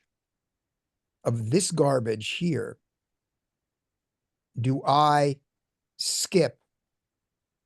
Oh yeah. When you're actually ISOing, you're Yes. right. Do I So it's a really pure want fold. 10-8 offsuit? No. 10-9 offsuit? No, I'm not going to do it. I might ISO the queen 9. I'm going to ISO the queen 10. I'm going to ISO these, but I'm going to let this one and this one and this one go. I'm going to let this one and this one and this one go. I'm going to definitely let all these go. Definitely. Yeah. Probably all the way to queen 7. Yeah, I was gonna say maybe even like the 8 column. Right. And now with all that missing, what? Yeah. Could you expand your, could you actually like start exploiting out of the small blind and call more because that guy's limp range isn't going to limp re-raise ever. It's going to just limp call like 99% of the time. Yeah. No. So you're not No. worried about ever, like getting re-jammed on and having to fold. You can see a flop.